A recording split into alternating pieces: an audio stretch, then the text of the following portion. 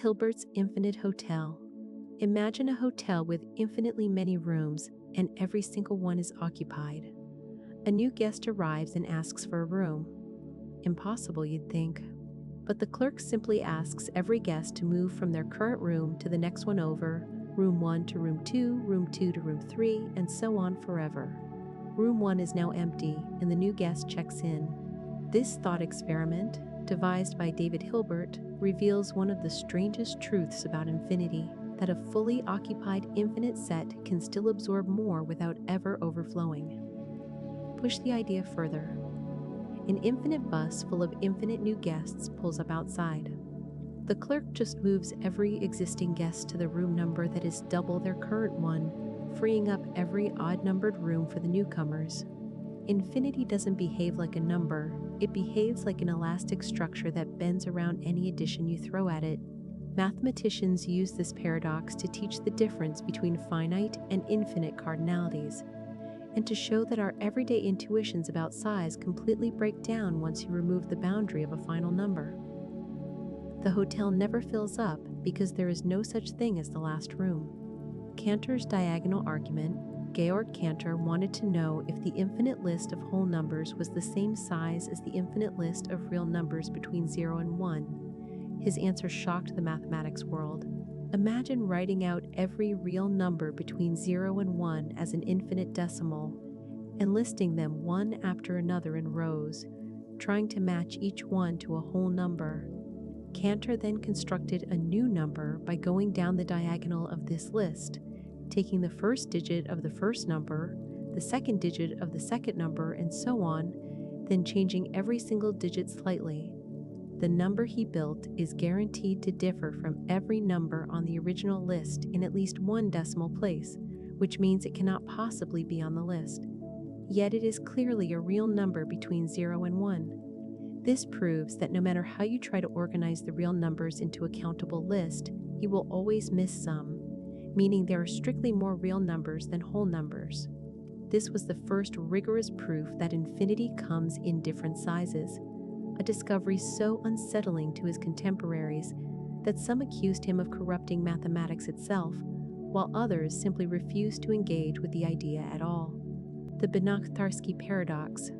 Picture a solid ball sitting quietly on a table.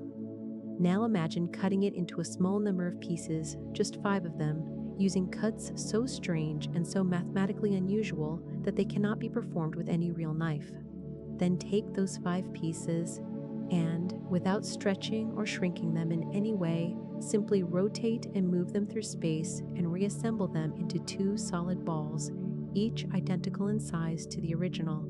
This is the BANACH-TARSKI paradox, and remarkably, it is not a trick or an approximation. It is a rigorously proven mathematical result. The catch is that the pieces involved are not normal shapes with a sensible volume. They are bizarre, infinitely scattered collections of points that cannot be measured using ordinary geometry, constructed using a controversial tool called the axiom of choice. Because these pieces have no well-defined volume, the usual rule that volume must be conserved during rearrangement simply does not apply to them. The paradox forces mathematicians to confront uncomfortable questions about what a shape really is, and whether every mathematically definable set of points deserves to be called a physical object at all. It remains one of the clearest demonstrations that pure logic can lead to conclusions that feel completely impossible. GODEL'S incompleteness theorem. In the 1930s, a quiet Austrian logician named Kurt Gödel proved something that shook the foundation of mathematics. He showed that within any sufficiently powerful and consistent system of logic, the kind capable of describing basic arithmetic, there will always exist true statements that can never be proven using the rules of that system. Mathematics, in other words, can never fully prove itself complete. Gödel achieved this by inventing a clever method of encoding logical statements as numbers so that a sentence could essentially talk about itself, much like the sentence "this statement cannot be proven." If such a statement could be proven, it would be false, creating a contradiction, so it must instead be true but unprovable. His second theorem went even further, showing that a consistent system can never prove its own consistency from within. Before Gödel, mathematicians like David Hilbert had hoped to build a complete, self-contained, perfectly logical foundation for all of mathematics. Gödel's proof ended that dream permanently, revealing that every formal system has blind spots baked into its own structure. It did not break mathematics, but it did prove that certainty has limits, and that some truths will always sit just outside the reach of formal proof. The Monty Hall problem. You're on a game show facing 3 doors. Behind one is a car, behind the other 2 are goats. You pick door number 1. Before opening it, the host, who knows what's behind every door, opens door number 3 to reveal a goat. He then asks if you'd like to switch to door number 2. Your gut says it doesn't matter 50-50 either way. Your gut is wrong. Switching actually gives you a 2 in 3 chance of winning the car, while staying gives you only a 1 in 3 chance. The reason is that the host's action is not random. He always reveals a goat, and that piece of information changes the probability landscape. When you originally picked door 1, there was a 1/3 chance you were right and a 2/3 chance the car was behind one of the other 2 doors. Revealing a goat behind one of those 2 doors doesn't change that 2/3 probability, it just concentrates it entirely onto the one remaining unopened door.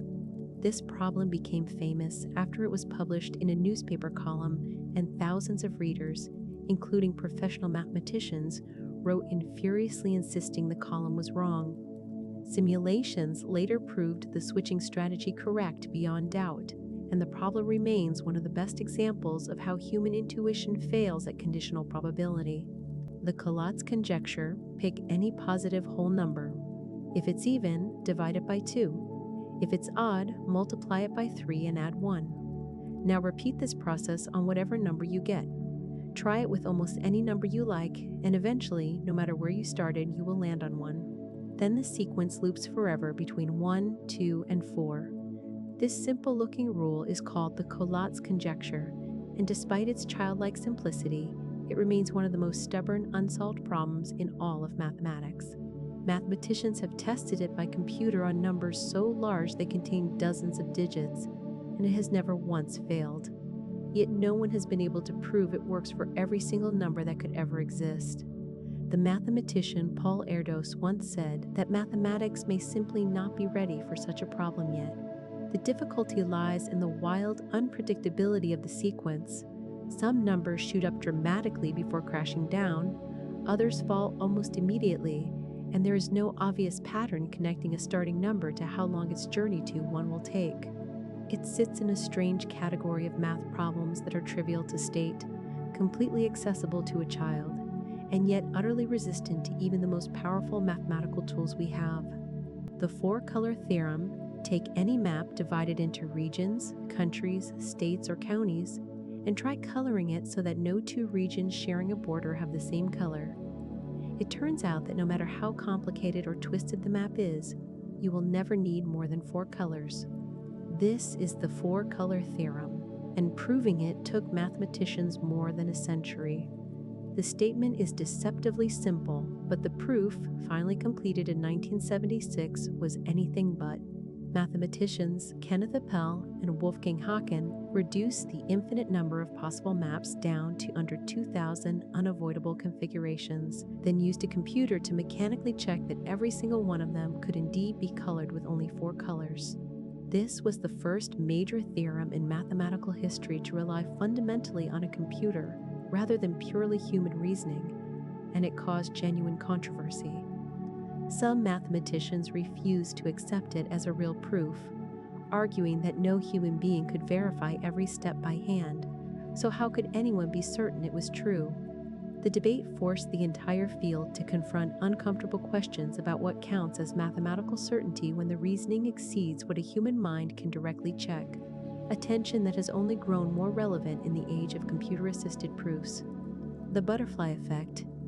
In the early 1960s, meteorologist Edward Lorenz was running a weather simulation on an early computer. To save time, he restarted a calculation partway through using a rounded version of a number, changing it by less than 1,000th of a decimal point. The new simulation diverged completely from the original within a matter of simulated days, producing entirely different weather patterns despite the almost imperceptible difference in starting conditions. Lorenz had stumbled onto one of the defining features of chaotic systems, sensitive dependence on initial conditions, later nicknamed the butterfly effect after the idea that the flap of a butterfly's wings in Brazil could theoretically set off a tornado in Texas. This doesn't mean chaotic systems are random. The equations governing them are completely deterministic, meaning the future is technically fixed by the present. But because tiny, unmeasurable differences in starting conditions get amplified exponentially over time, long-term prediction becomes practically impossible, no matter how powerful your computer is. This insight reshaped meteorology, economics, and physics, explaining why weather forecasts reliably fall apart after about 10 days and why so many real-world systems, from heartbeats to financial markets, can look orderly in the short term while remaining fundamentally unpredictable over longer stretches of time. The Mandelbrot set: take a simple mathematical rule, square a number, and add a constant, then feed the result back into the same rule again and again. For most starting points, the resulting sequence of numbers will either settle down or shoot off toward infinity. The boundary between these two behaviors, when plotted across the complex plane, produces the Mandelbrot set, one of the most intricate and famous images in all of mathematics. What makes it extraordinary is its infinite detail. Zoom into any edge of the set, and you will find swirling spirals, tendrils, and miniature copies of the entire shape repeating endlessly, no matter how far you zoom in. You could spend a lifetime exploring a single boundary point and never run out of new structure to discover. Benoit Mandelbrot, who popularized this set in the 1970s using early computer graphics, showed that extremely simple equations could generate infinitely complex, never-repeating patterns, something that felt almost magical to mathematicians used to clean, predictable formulas. The set connects deeply to chaos theory, since its boundary represents the dividing line between stable and unstable behavior in the underlying equation. It became a cultural icon almost overnight, proof that raw mathematical iteration, with no artistic intention at all, could produce images of staggering, alien beauty. ZENO'S arrow paradox. Picture an arrow flying through the air toward a target. Now freeze time at any single instant during its flight. At that exact moment, the arrow occupies a fixed position in space and is not moving anywhere, because motion requires a span of time, not a single frozen instant. The ancient Greek philosopher Zeno argued that since this is true at every individual instant throughout the arrow's flight, and the flight is made up entirely of such instants, the arrow must actually never be moving at all. Yet clearly it does fly across the room and hit the target. This unsettling contradiction sat at the heart of Greek philosophy for centuries, challenging the very idea that motion could be logically coherent. The resolution came much later with the development of calculus, which redefined motion not as a property of any single frozen instant, but as a rate of change measured across an interval, captured precisely by the concept of a derivative. Velocity isn't something an object has at a single point in isolation. It's a relationship between position and a vanishingly small interval of time surrounding that point. Zeno's paradox wasn't really about arrows at all. It was an early, brilliant stress test of our intuitive understanding of continuity, one that mathematics wouldn't fully resolve for almost 2,000 years. The twin prime conjecture. Prime numbers are already strange, scattered unpredictably across the number line with no obvious rhythm. But some primes come in pairs separated by exactly 2, like 11 and 13 or 17 and 19. These are called twin primes. The twin prime conjecture claims there are infinitely many such pairs, no matter how far you travel along the number line. Mathematicians have found twin primes with hundreds of thousands of digits, and every large-scale search keeps turning up more, yet nobody has ever proven the pattern continues forever. For centuries, this conjecture sat completely untouched until 2013, when a relatively unknown mathematician named Yitung Zheng stunned the mathematical community by proving that there are infinitely many prime pairs separated by some gaps smaller than 70 million. It sounds like a strange, almost arbitrary number, but it was the first time anyone had proven any finite bound at all, opening a floodgate of further research. Mathematicians around the world rapidly collaborated to shrink that bound, eventually pushing it down into the low hundreds. Despite all this progress, the gap between 70 million and proving the original conjecture, a gap of exactly 2, has never been closed, leaving one of the oldest and simplest sounding problems in mathematics still unsolved. The birthday paradox. How many people need to be in a room before there's a better than even chance that 2 of them share the same birthday? Most people guess somewhere around 180, half of the days in a year. The real answer is just 23. With only 23 people, the probability that at least 2 share a birthday already crosses 50%, and with 70 people in the room, it climbs above 99%. The reason our intuition fails so badly is that we instinctively think about the chance that someone else shares our specific birthday, which is indeed quite low. But the real question involves comparing every possible pair of people in the room against each other, and the number of pairs grows far faster than the number of people. With 23 people, there are already 253 distinct pairs of birthdays being compared simultaneously, and each pair carries its own small chance of a match. Stack all those small chances together, and the cumulative probability rises surprisingly quickly. This paradox isn't just a party trick. It's used in cryptography to estimate how easily 2 different pieces of data might accidentally produce the same digital fingerprint, a vulnerability known as a birthday attack, showing that the same gentle mathematical surprise can have very real security consequences. The liar's paradox. Consider the simple sentence, "This statement is false." Try to decide if it's true. If you say it's true, then it's accurately describing itself as false, so it must be false. But if you say it's false, then it's accurately describing itself, which means it must be true. The sentence flips endlessly between truth and falsehood, with no stable resting point, refusing to settle into either category. This ancient puzzle, traced back over 2,000 years to Greek philosophers, looks like a harmless wordplay trick, but it quietly exposes a genuine crack in the foundations of logic itself. Any formal system powerful enough to talk about its own statements risks running directly into this same kind of self-referential contradiction. Kurt Gödel later built his revolutionary incompleteness theorems on a carefully controlled version of exactly this idea, using self-reference not to create nonsense, but to construct mathematically meaningful, unprovable truths. The liar's paradox also inspired the development of more careful, layered systems of logic, where statements are forbidden from referring to their own truth value in ways that create these vicious loops. It stands as a reminder that language and logic, however precise they feel, can be coaxed into folding back on themselves in ways that defy any tidy resolution. The Monty Hall variant. Now imagine the classic 3-door puzzle stretched out to 100 doors instead of 3. Behind one is a prize, behind the other 99 or nothing. You pick one door at random, giving yourself just a 1% chance of being correct. The host, who knows exactly where the prize is, then opens 98 of the remaining doors, all of them empty, leaving only your original choice and one other door still closed. Should you switch? Almost everyone's gut feeling weakens here too, but the math is even more dramatic than in the original puzzle. Your original door still only has a 1% chance of holding the prize, because nothing about your initial guess changed. That means the other closed door, having survived the host's deliberate elimination of 98 empty doors, now holds a 99% chance of being correct.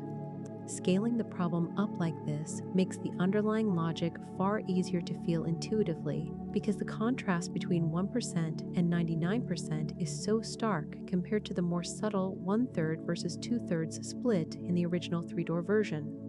It's a favorite teaching trick among statisticians precisely because exaggerating the numbers can sometimes reveal a hidden mathematical truth more clearly than the original, more modest version of the problem ever could.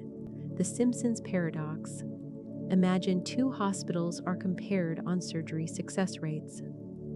Hospital A succeeds more often than Hospital B when you look at male patients alone, and Hospital A also succeeds more often than Hospital B when you look at female patients alone. Yet astonishingly, when you combine both groups together, Hospital B somehow comes out ahead overall.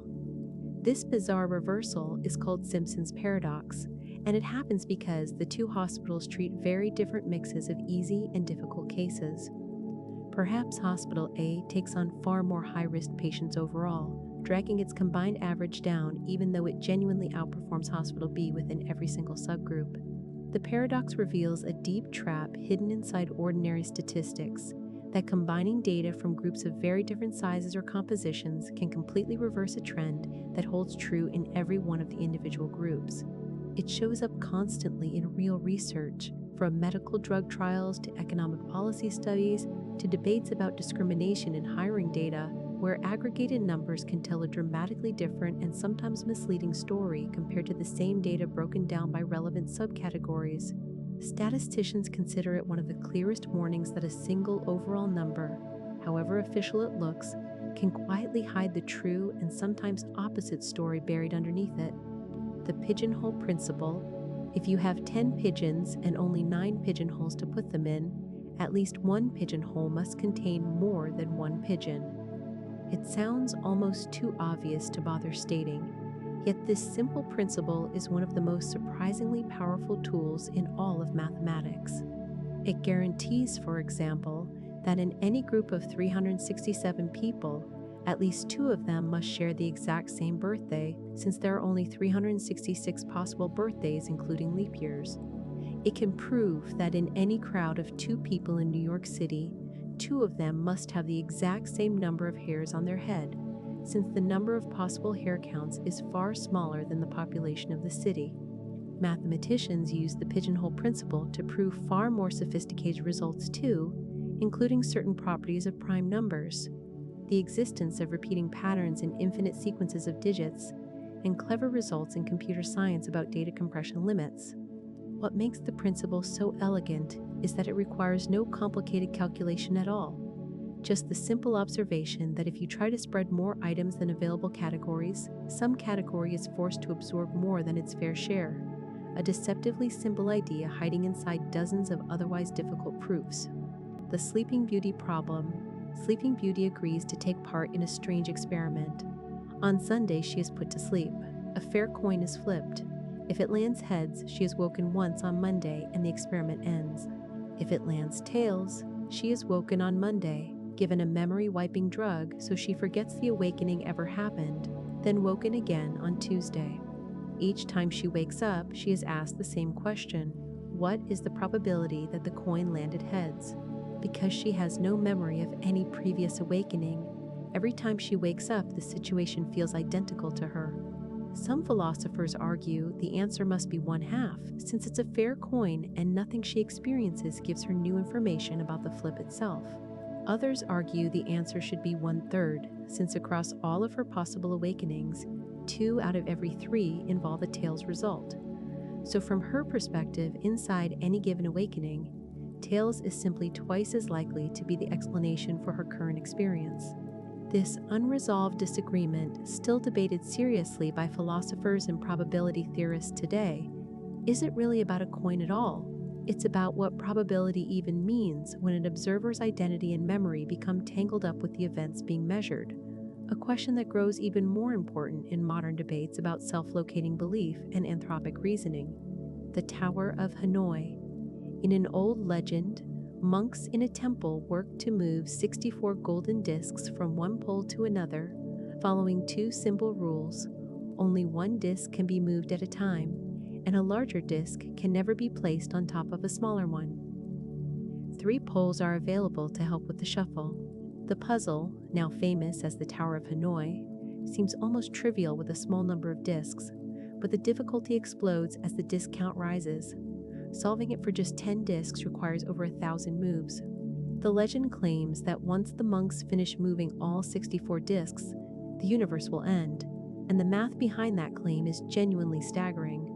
The minimum number of moves required follows the formula 2 raised to the power of the disc count minus 1. For 64 discs, that comes out to over 18 quintillion moves.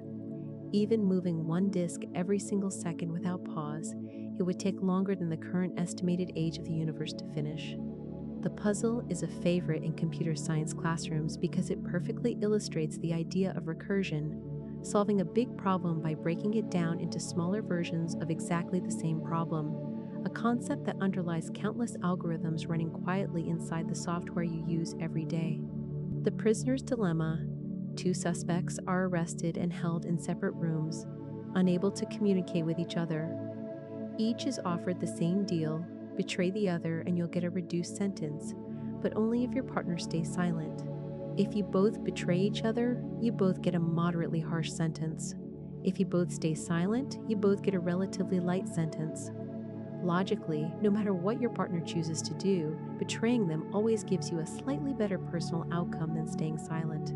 This means two perfectly rational, purely self-interested prisoners will both choose to betray each other, ending up with a worse combined outcome than if they had simply cooperated and trusted one another.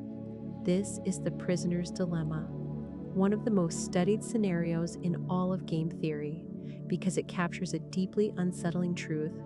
Individually rational decisions can collectively produce a worse result for everyone involved than cooperation would have. The dilemma shows up everywhere in real life, from arms races between rival nations to companies locked in destructive price wars, to everyday situations involving trust and betrayal between friends or business partners.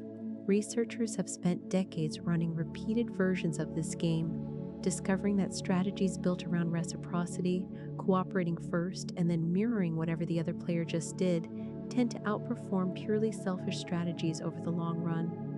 The St. Petersburg paradox: you're offered a strange gambling game. A fair coin is flipped repeatedly until it lands on tails for the first time. If it takes just one flip, you win $2. If it takes two flips, you win $4. 3 flips wins $8, and so on, doubling every single time the streak of heads continues. How much would you be willing to pay just to play this game once? If you calculate the mathematically expected value of this game by multiplying every possible prize by its probability and adding all of those numbers together, the result is infinite. Mathematically speaking, you should be willing to pay literally any finite amount of money to play, since the expected winnings exceed any possible price. Yet almost nobody would actually pay more than a modest amount of money for a single shot at this game, because the chance of winning a truly enormous prize shrinks so fast that in practice you will almost certainly walk away with only a few dollars. This contradiction between the calculated expected value and genuine human willingness to pay exposed a serious flaw in early economic theory and helped inspire the development of utility theory, the idea that people don't simply value money on a straight, unlimited scale, but instead experience diminishing returns from each additional dollar, a concept that now underpins most of modern economics and behavioral finance.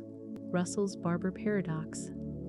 Imagine a village where there is exactly one barber, and a strict rule states that the barber shaves every man in the village who does not shave himself and no others. Now ask a simple question: who shaves the barber? If the barber shaves himself, then by the village rule he must be a man who does not shave himself, which is a contradiction. But if the barber does not shave himself, then according to the rule he must be shaved by the barber, which means he does shave himself, again a contradiction. The situation can never be resolved either way, trapping the barber in a logical loop with no stable answer. This puzzle was crafted by philosopher and mathematician Bertrand Russell as an accessible, everyday version of a far more serious problem he had discovered in the foundations of set theory, involving the set of all sets that do not contain themselves. That deeper version genuinely shattered the mathematical framework being built at the time, forcing an entire generation of logicians to redesign the basic rules of how sets are allowed to be defined. The barber paradox survives today as a friendly, easily told story precisely because it captures the unsettling feeling of self-reference gone wrong, the same uneasy sensation that lurks underneath far more serious paradoxes throughout the history of logic and computer science.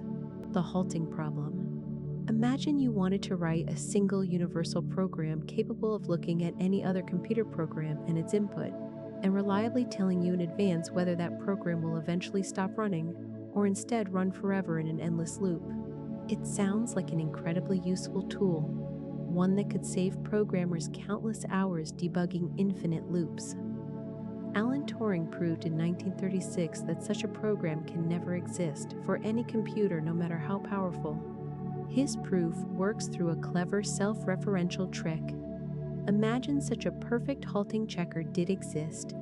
Then you could build a new program that uses the checker to examine itself and deliberately does the opposite of whatever the checker predicts, looping forever if predicted to halt, and halting immediately if predicted to loop forever. This creates an unavoidable contradiction, proving no such universal checker could have existed in the first place. The halting problem was one of the very first results in the brand new field of computability theory, establishing a hard, permanent boundary on what computers can ever be made to do, regardless of future advances in processing power or artificial intelligence. It remains foundational today, quietly underlying why no antivirus software can perfectly detect every possible malicious program, and why certain bugs in software can never be automatically and reliably caught before they happen. The BANACH fixed point. Take a map of your city, shrink it down, and drop it somewhere on the actual physical floor of that same city. According to the BANACH fixed point theorem, there is guaranteed to be exactly one point on that shrunken map that lies directly above the real location it represents on the floor beneath it. This isn't a coincidence specific to maps. It's a deep mathematical guarantee that applies to any function that consistently shrinks distances between points, called a contraction mapping. The theorem proves that such a function, when applied repeatedly within a complete space, will always converge toward exactly one fixed, unmoving point, no matter where you start the process. This sounds abstract, but it underlies enormous swaths of practical and theoretical mathematics. It guarantees that certain types of equations have one, and only one, solution, a property mathematicians call existence and uniqueness. It powers numerical methods used by engineers to approximate solutions to equations that have no clean algebraic answer, repeatedly refining a guess until it settles onto the true fixed point. It even shows up in the mathematics behind compression algorithms and certain models of economic equilibrium, where prices or strategies are expected to settle into one stable, self-consistent state after enough rounds of adjustment, a quiet mathematical promise that some kinds of chaotic-seeming processes really do calm down eventually. The Euler characteristic: take any solid shape built entirely from flat polygonal faces, like a cube, a pyramid, or a soccer ball pattern, and count three things: the number of corners, the number of edges, and the number of faces. Subtract the edge count from the sum of the corners and faces, and remarkably, you will always get exactly 2 for any such shape that doesn't have holes running through it. This number is called the Euler characteristic, named after the prolific mathematician Leonhard Euler, and it stays perfectly constant no matter how you stretch, squish, or reshape the object, as long as you don't poke a hole through it or tear it open. The moment you introduce a hole, like turning a solid ball into a donut shape, the Euler characteristic drops, becoming 0 for a single whole donut shape and continuing to decrease as more holes are added. This makes it one of the very first examples of a topological invariant, a number that captures something deeply structural about a shape's connectivity, completely independent of its exact size or geometric form. It allows mathematicians to mathematically prove that a sphere and a donut are fundamentally different shapes, no matter how you try to bend one into the other, a foundational idea that eventually blossomed into the entire modern field of topology. The traveling salesman. Imagine a salesman who needs to visit a list of cities, each exactly once, and then return home, while traveling the shortest possible total distance. With just a handful of cities, you could check every possible route by hand. But add more cities, and the number of possible routes explodes catastrophically, since the count of possible paths grows factorially with the number of stops. By the time you reach just 20 cities, the number of possible routes already exceeds a number with 18 zeros, far more than any computer could check one by one, even given the entire remaining lifespan of the universe. This is the traveling salesman problem, one of the most famous unsolved challenges in computer science, belonging to a notoriously difficult class of problems where no one has ever found a fast, guaranteed method for finding the perfect answer, despite decades of intense effort by brilliant researchers. What makes it especially fascinating is that verifying a proposed solution is easy.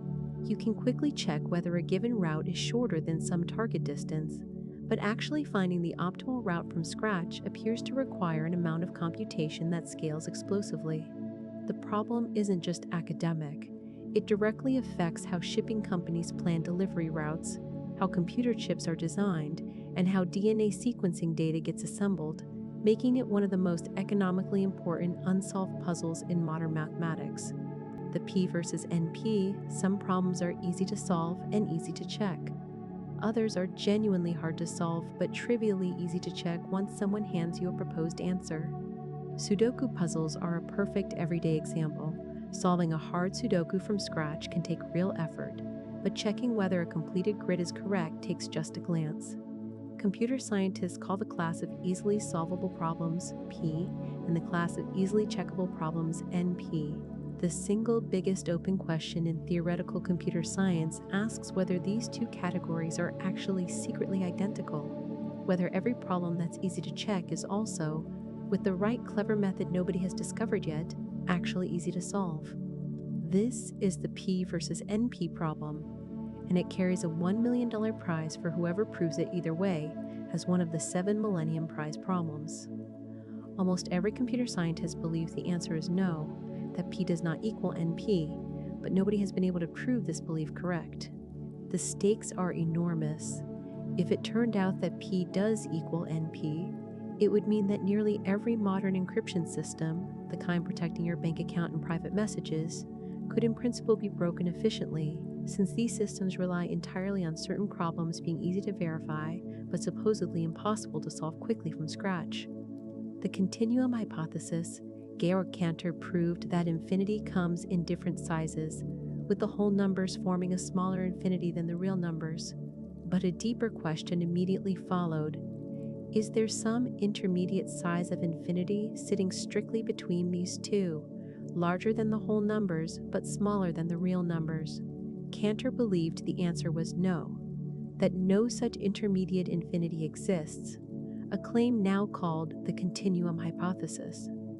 He spent years trying and failing to prove it, eventually suffering serious mental health struggles partly fueled by his obsessive frustration with the problem.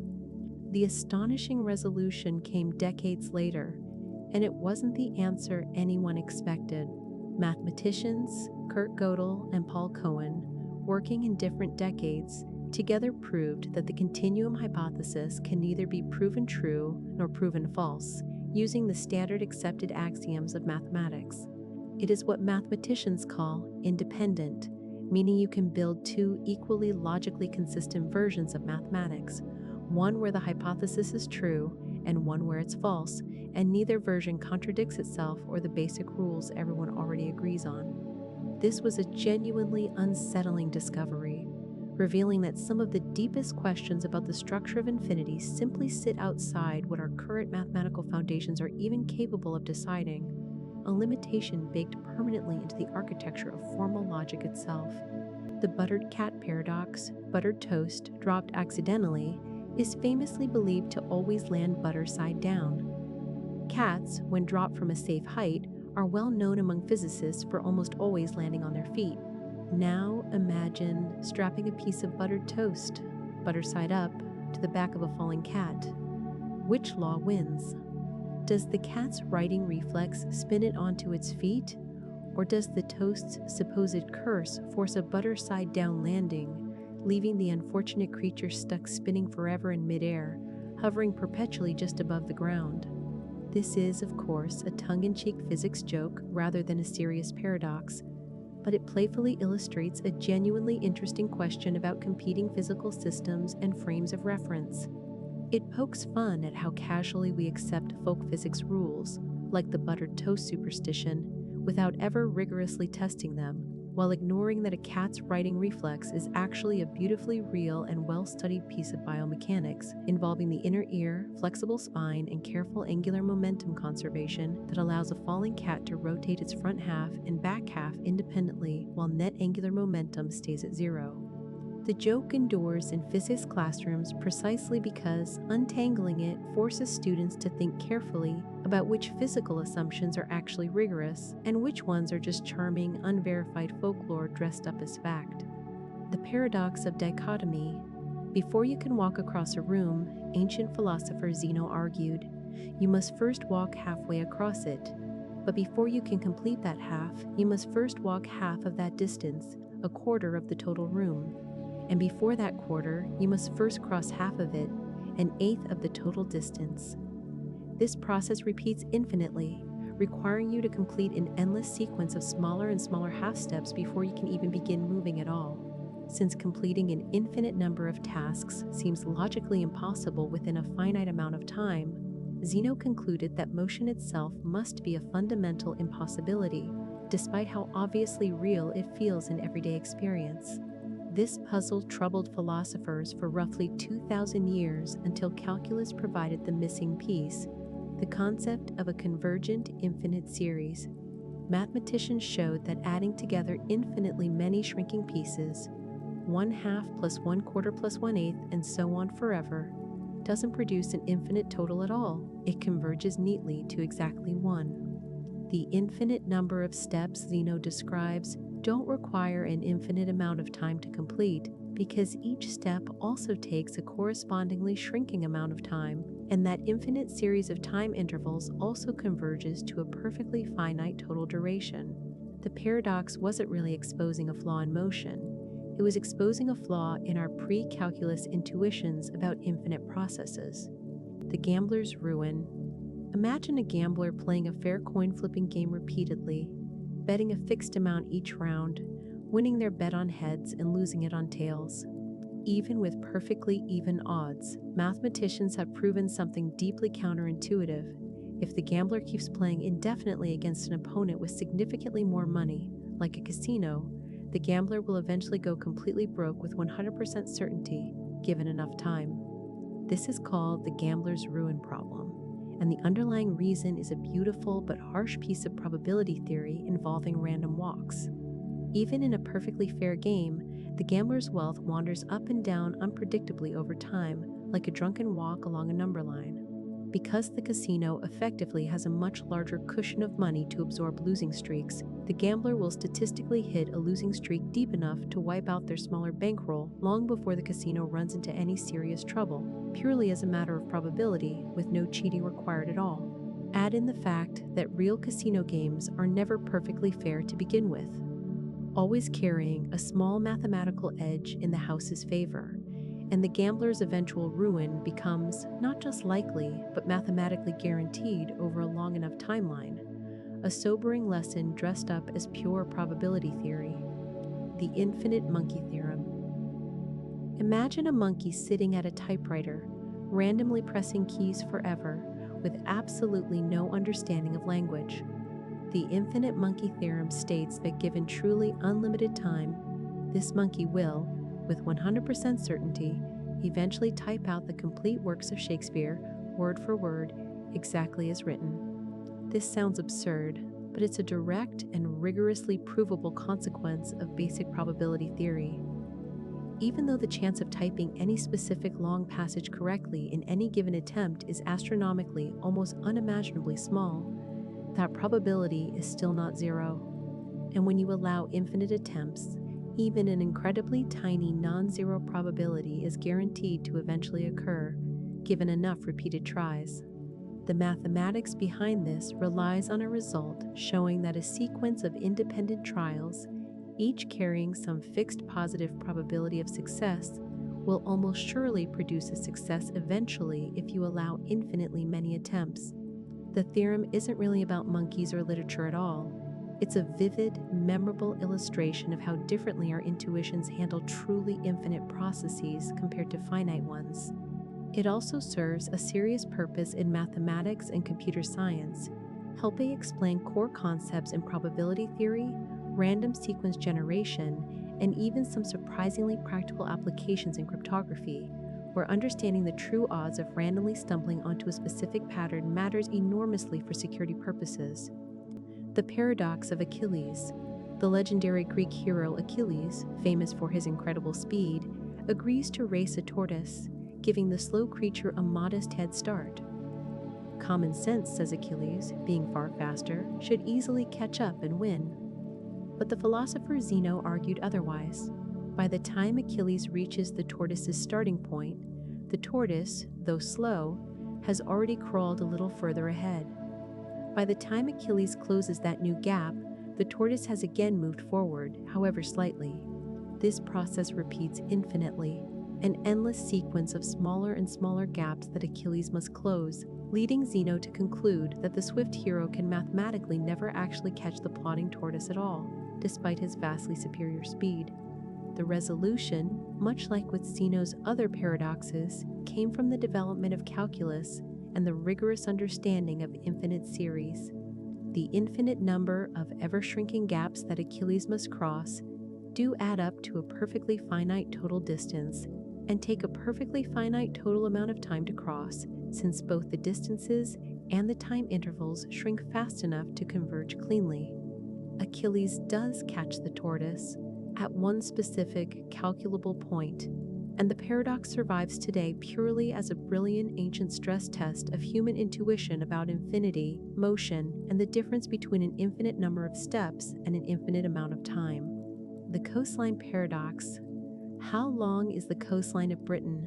It sounds like a simple question with a single correct number, but mathematician Benoit Mandelbrot showed that the answer actually depends entirely on how closely you measure it, and the measured length can keep growing without any clear upper limit. Measure the coastline using a ruler 100 kilometers long, and you'll get one number. Switch to a ruler just 1 kilometer long, and you'll capture far more of the small bays, inlets, and jagged details that the longer ruler simply skipped over, producing a noticeably larger total length. Keep shrinking your measuring stick down to meters, then centimeters, and the measured coastline keeps growing larger and larger with no sign of settling down toward any single fixed number. This happens because coastlines are naturally fractal, exhibiting rough, jagged detail at every single scale you examine, unlike the smooth, well-behaved curves studied in classical geometry. Mandelbrot used this striking observation to help launch the entire field of fractal geometry, arguing that traditional smooth shapes like circles and squares were actually the unusual exception in nature, while rough, self-similar, endlessly detailed shapes like coastlines, mountain ranges, and river networks were the far more common rule. The paradox reveals that some perfectly ordinary, everyday questions don't actually have a single well-defined numerical answer at all. The PARRONDO'S paradox.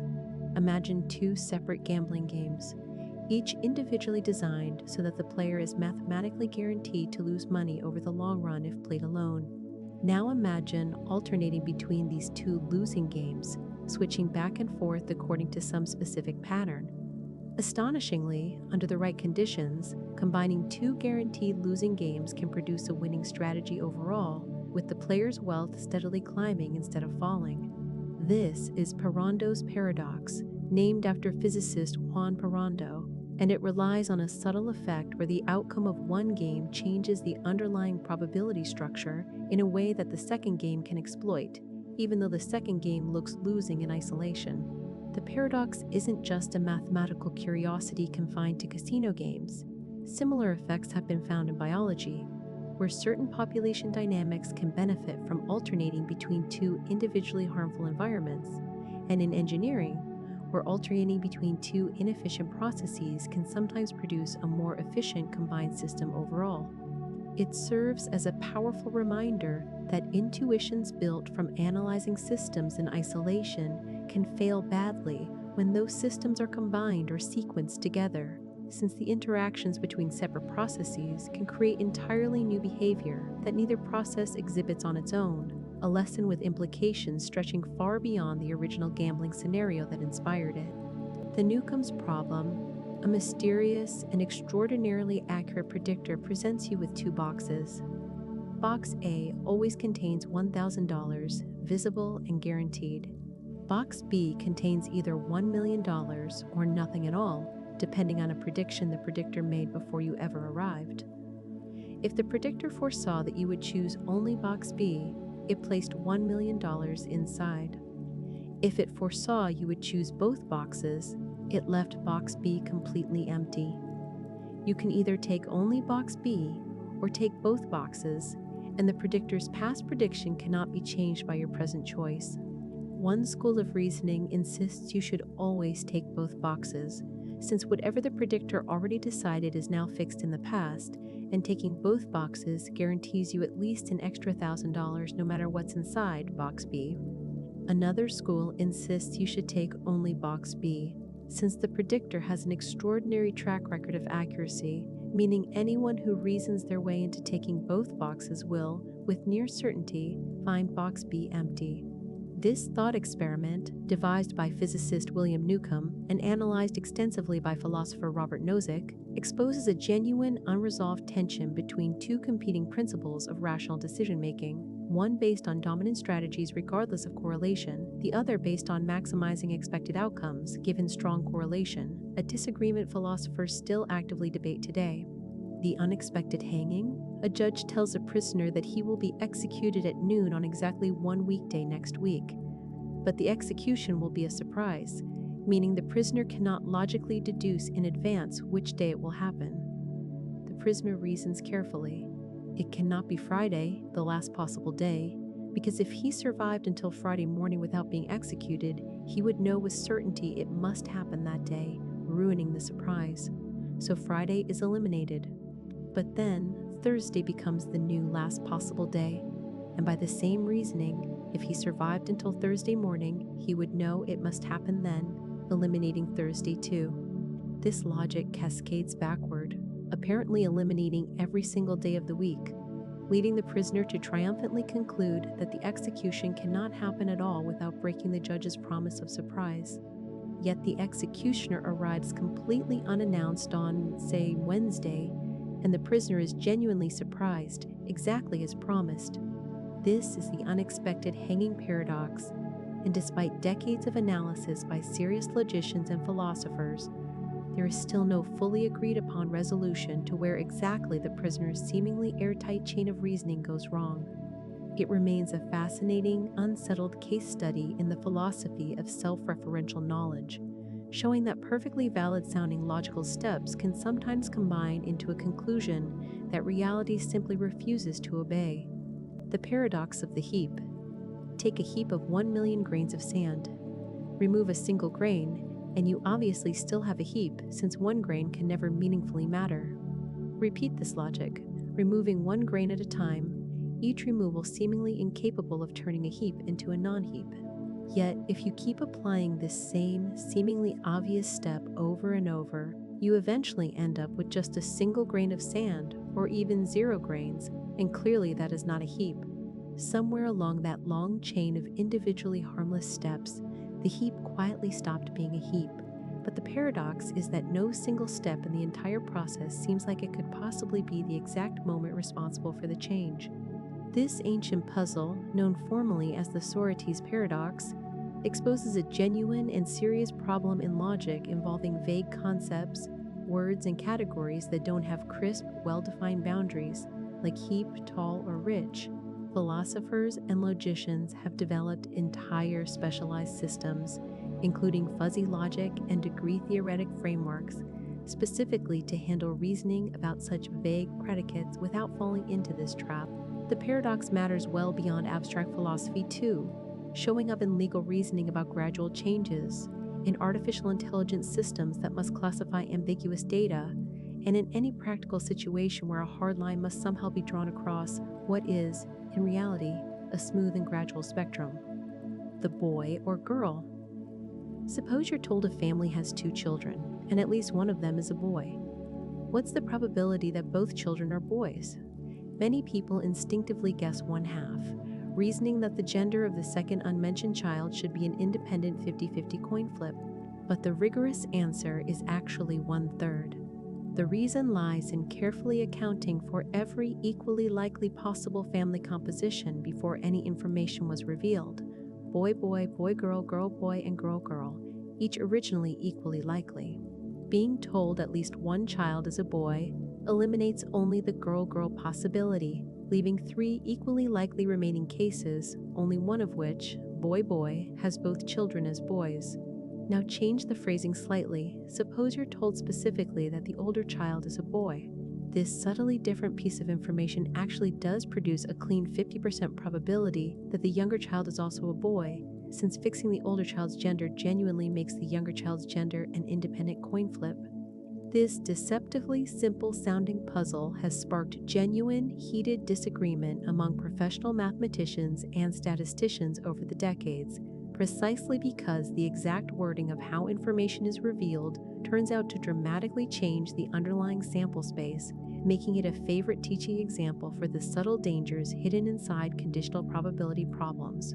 The two-envelope problem: you're handed two sealed envelopes and told that one contains exactly twice as much money as the other. You pick one envelope at random and open it, finding a certain amount of money inside, let's say $100. You're then offered a chance to switch to the other unopened envelope.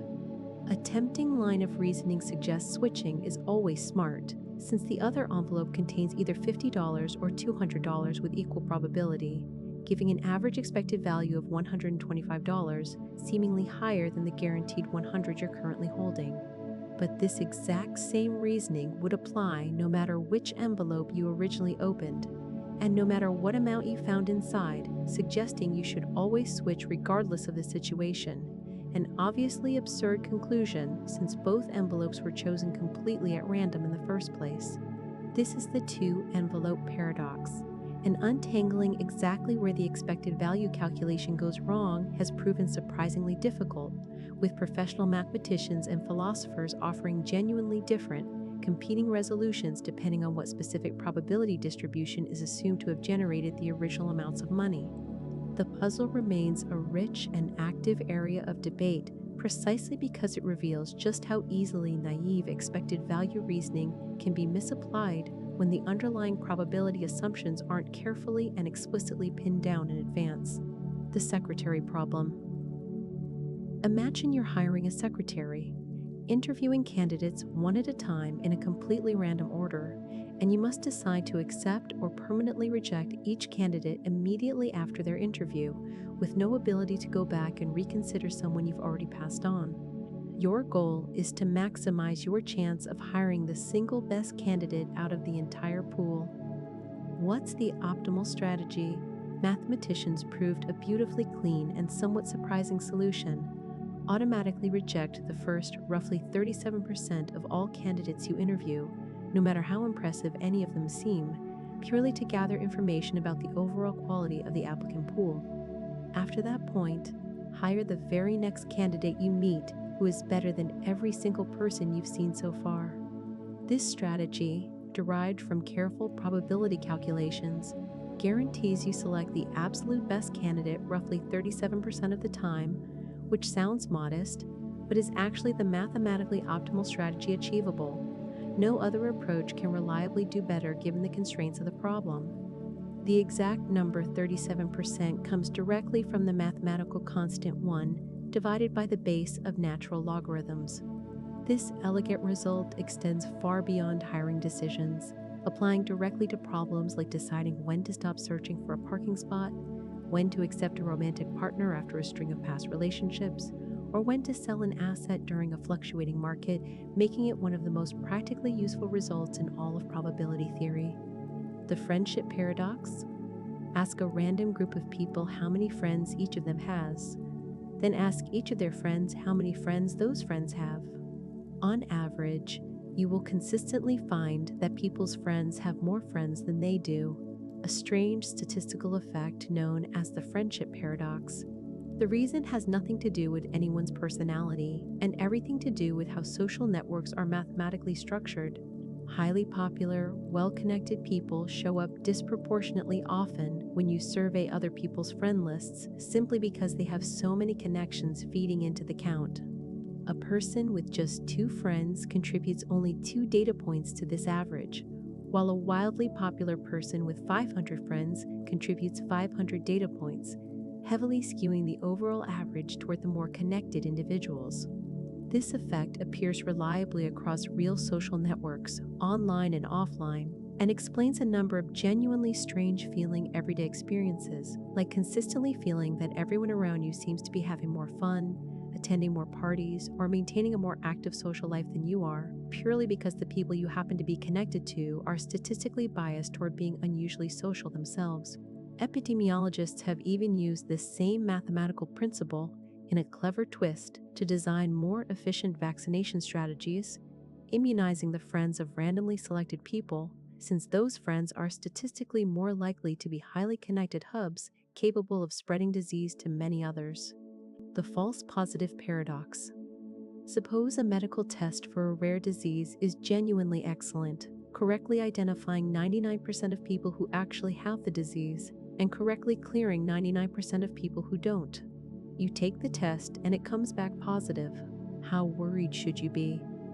If the disease itself is extremely rare, affecting, say, only 1 in 10,000 people, the surprising mathematical answer is that you're still very likely not to actually have it, even after testing positive on this highly accurate test.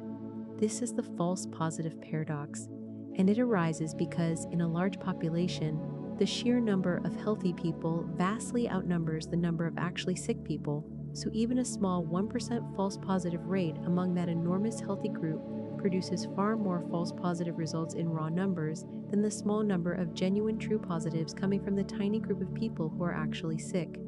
Doctors and statisticians use a formal tool called Bayes' theorem to correctly calculate the real probability of having a disease given a positive test result, properly weighing both the test's accuracy and the disease's underlying rarity together. This paradox has enormous real-world consequences, regularly causing unnecessary panic, additional invasive testing, and emotional distress whenever doctors, patients, or even courtrooms misunderstand how to properly interpret a positive result for any sufficiently rare condition. The Bertrand paradox. Consider a circle and ask a simple-sounding question. What is the probability that a randomly drawn chord, a straight line connecting 2 points on the circle, is longer than the side of an equilateral triangle inscribed inside that same circle? It seems like it should have one single, well-defined answer. Remarkably, depending on exactly how you define the phrase randomly drawn chord, you can rigorously derive 3 completely different correct answers, 1/3, 1/2, or 1/4, each one resulting from an equally reasonable sounding method of generating a random chord. One method randomly picks 2 points on the circle's edge and connects them. Another randomly picks the chord's midpoint anywhere inside the circle. A third randomly picks a direction and a perpendicular distance from the center. Each method feels intuitively fair, yet they produce genuinely different probability distributions across the space of possible chords. This is Bertrand's paradox, named after French mathematician Joseph Bertrand, and it isn't actually a logical contradiction at all. It's a profound and important lesson about the hidden assumptions buried inside the deceptively simple phrase chosen at random. Whenever you're dealing with continuous, infinite possibility spaces rather than simple finite ones, the method you use to generate randomness fundamentally changes the resulting probabilities, a subtlety that continues to trip up working scientists and statisticians across many different fields even today. The absolute infinity. Georg Cantor didn't stop at proving infinity comes in different sizes. He pushed even further, proposing the existence of something he called the absolute infinite, a conceptual size of infinity so vast that it could never be reached, exceeded, or even fully captured by any mathematical set whatsoever, no matter how it was constructed. Beneath this absolute ceiling, Cantor showed there exists an endless hierarchy of progressively larger transfinite numbers, each one strictly bigger than the last, stretching upward forever without any final stopping point. The smallest of these transfinite sizes describes the infinity of whole numbers, while larger ones describe increasingly vast collections, including the infinite power set of all possible subsets of any given infinite set, which Cantor proved is always strictly larger than the original set itself, no matter how large that original set already was. This creates an endless tower of strictly increasing infinities with absolutely no top, a genuinely dizzying mathematical structure. Cantor connected some of these ideas to deeply held religious convictions, believing he had glimpsed a mathematical reflection of a genuinely unreachable, absolute infinity associated with the divine. Many of his contemporaries considered this mixing of theology and mathematics deeply uncomfortable, contributing to the intense, sometimes vicious professional resistance he faced throughout his career, even as his core mathematical results on the hierarchy of infinities have since become a completely standard, unquestioned part of modern set theory. The Ramsey theory. Imagine a party with enough guests and ask a strange-sounding question: must there always exist either a group of a certain size where everyone knows each other, or a group of a certain size where nobody knows anyone else at all? Ramsey theory proves, surprisingly, that the answer is always yes, given enough guests, no matter how the underlying friendships are arranged. This branch of mathematics studies a deep and somewhat unsettling principle that complete disorder is mathematically impossible once a system grows sufficiently large. Some kind of structured pattern is always forced to emerge, whether anyone designed it intentionally or not. The specific numbers involved, called Ramsey numbers, grow explosively fast and are notoriously difficult to calculate exactly. Mathematicians know with certainty that a party of 18 guests must always contain either 4 mutual acquaintances or 4 mutual strangers. But the exact threshold for slightly larger patterns, like 5 and 5, remains completely unknown, despite enormous computational effort, because the number of possible friendship arrangements to check explodes far beyond what any computer could brute force search. The famous mathematician Paul Erdos once joked that if aliens demanded humanity calculate the Ramsey number for just 6 and 6 within a year or face annihilation, our best strategy would be to mobilize every mathematician and computer on Earth. But if they demanded 7 and 7, our best strategy might instead be to attempt a preemptive strike, since the problem would simply be too hard to solve in time. The Goldbach conjecture. In 1742, mathematician Christian Goldbach proposed a deceptively simple claim in a letter to fellow mathematician Leonhard Euler: every even number greater than 2 can be written as the sum of exactly 2 prime numbers. 4 equals 2 plus 2, 10 equals 3 plus 7, or 5 plus 5, and 100 equals 17 plus 83, among several other valid pairings. Mathematicians have used powerful computers to verify this claim for every single even number up into the astronomically large quadrillions, finding not a single exception anywhere along the way.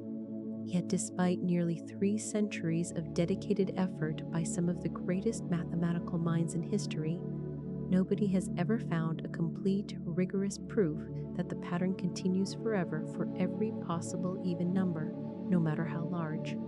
It remains one of the oldest unsolved problems in all of mathematics, simple enough to explain clearly to a curious child, yet stubbornly resistant to even the most sophisticated modern proof techniques. Partial progress has been made, including a proof that every sufficiently large odd number can be written as the sum of exactly 3 primes, but the original even number version continues to elude complete resolution. The conjecture stands as a humbling reminder that the apparent simplicity of a mathematical statement carries absolutely no guarantee about how difficult it will actually be to prove, with prime numbers continuing to hide some of their deepest secrets behind a deceptively plain-looking facade. The BENFORD'S law. Look through a huge collection of completely unrelated real-world numbers, the populations of countries, the lengths of rivers, the opening stock prices on a given day, or the numbers appearing in accounting ledgers, and count how often each possible leading digit appears. You might expect each digit from 1 through 9 to appear roughly equally often, around 11% of the time each. Instead, you'll find something remarkably consistent and strange. The digit 1 appears as the leading digit roughly 30% of the time, while the digit 9 appears as the leading digit less than 5% of the time, with every digit in between following a smooth, predictable, steadily decreasing pattern. This is BENFORD'S law, and it applies astonishingly well across wildly different, completely unrelated types of naturally occurring numerical data, from physics constants to financial records to the number of likes on social media posts. The underlying mathematical reason involves how numbers are distributed across different orders of magnitude when they span several scales, with numbers spending proportionally longer stretches starting with smaller leading digits before crossing into the next order of magnitude. Forensic accountants and fraud investigators now actively use BENFORD'S law as a powerful real-world tool, since fabricated financial numbers, when invented by humans trying to appear random, typically fail to follow this precise mathematical distribution, instead showing a suspiciously even spread across all possible leading digits, a subtle statistical fingerprint that has helped expose genuine cases of corporate and tax fraud. The arrow's impossibility? Imagine designing the perfect voting system, one that fairly converts the individual preferences of many voters into a single, sensible collective ranking of candidates. Economist Kenneth Arrow proved something genuinely shocking about this seemingly reasonable goal. No voting system can ever simultaneously satisfy a small handful of basic, individually reasonable-sounding fairness conditions, at least not when there are 3 or more candidates and more than one voter involved.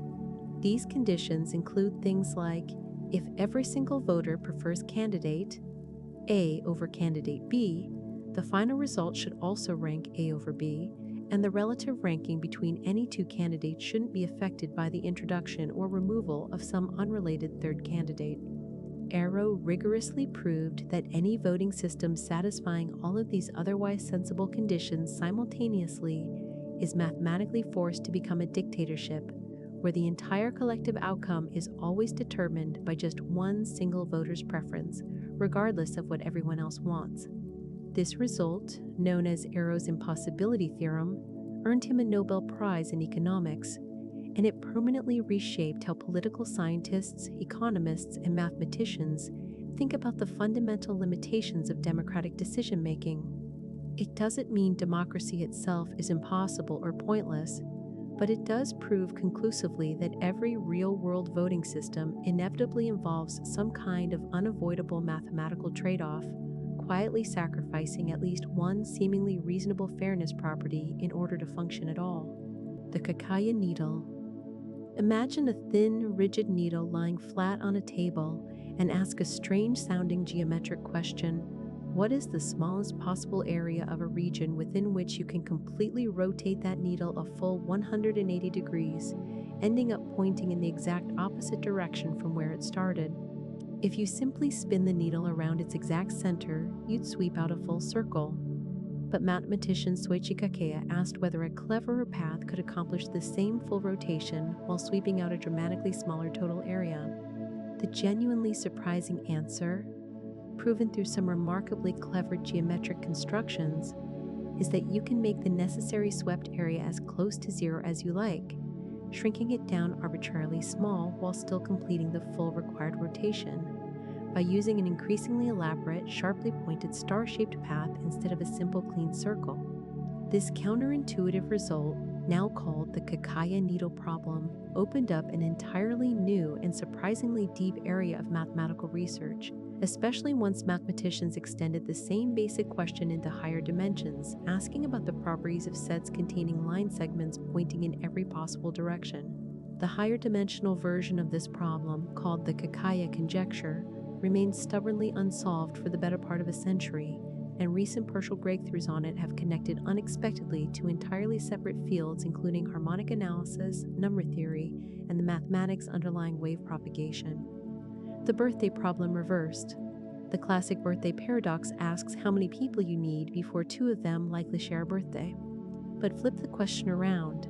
How many people would you need in a room before you can be reasonably confident that someone shares your own specific birthday, not just any 2 random people sharing any birthday? This version, sometimes called the reversed birthday problem, behaves completely differently and requires a dramatically larger group of people. Because you're now fixing one specific target birthday, your own, rather than allowing any of the many possible pairs in the room to match each other, the math shifts entirely. To have just a 50% chance that someone in the room shares your exact birthday, you actually need around 253 people, not the mere 23 required for the original, more famous version of the problem. This dramatic contrast between the 2 closely related sounding questions perfectly illustrates how sensitive probability calculations can be to the precise way a question is framed. The original birthday paradox surprises people because it deals with the combinatorial explosion of comparing every possible pair within a group, while this reversed version behaves much more like ordinary, individually unlikely coincidences accumulating slowly across repeated independent trials. Comparing the two side by side has become a favorite teaching tool for illustrating just how easily seemingly similar probability questions can hide wildly different underlying mathematical structures. The squaring the circle. For over 2,000 years, mathematicians attempted one of the most famous unsolved challenges of classical geometry, using only an unmarked straight edge and a compass, construct a square with exactly the same area as a given circle. Generations of brilliant minds across ancient Greece, the Islamic world, and Renaissance Europe attempted this construction, often believing fervently that success was simply a matter of finding the right clever trick. The eventual resolution, arriving only in 1882, revealed the entire effort had been doomed from the very beginning. Mathematician Ferdinand von Lindemann proved that pi, the number absolutely essential to calculating a circle's area, is transcendental, meaning it can never be the solution to any polynomial equation built using whole number coefficients. Compass and straight edge constructions, it turns out, are mathematically restricted to only ever producing lengths that satisfy certain specific types of polynomial equations. And since pi falls permanently outside that allowed category, constructing a square with a circle's exact area using these classical tools is not just difficult, it is rigorously, permanently impossible.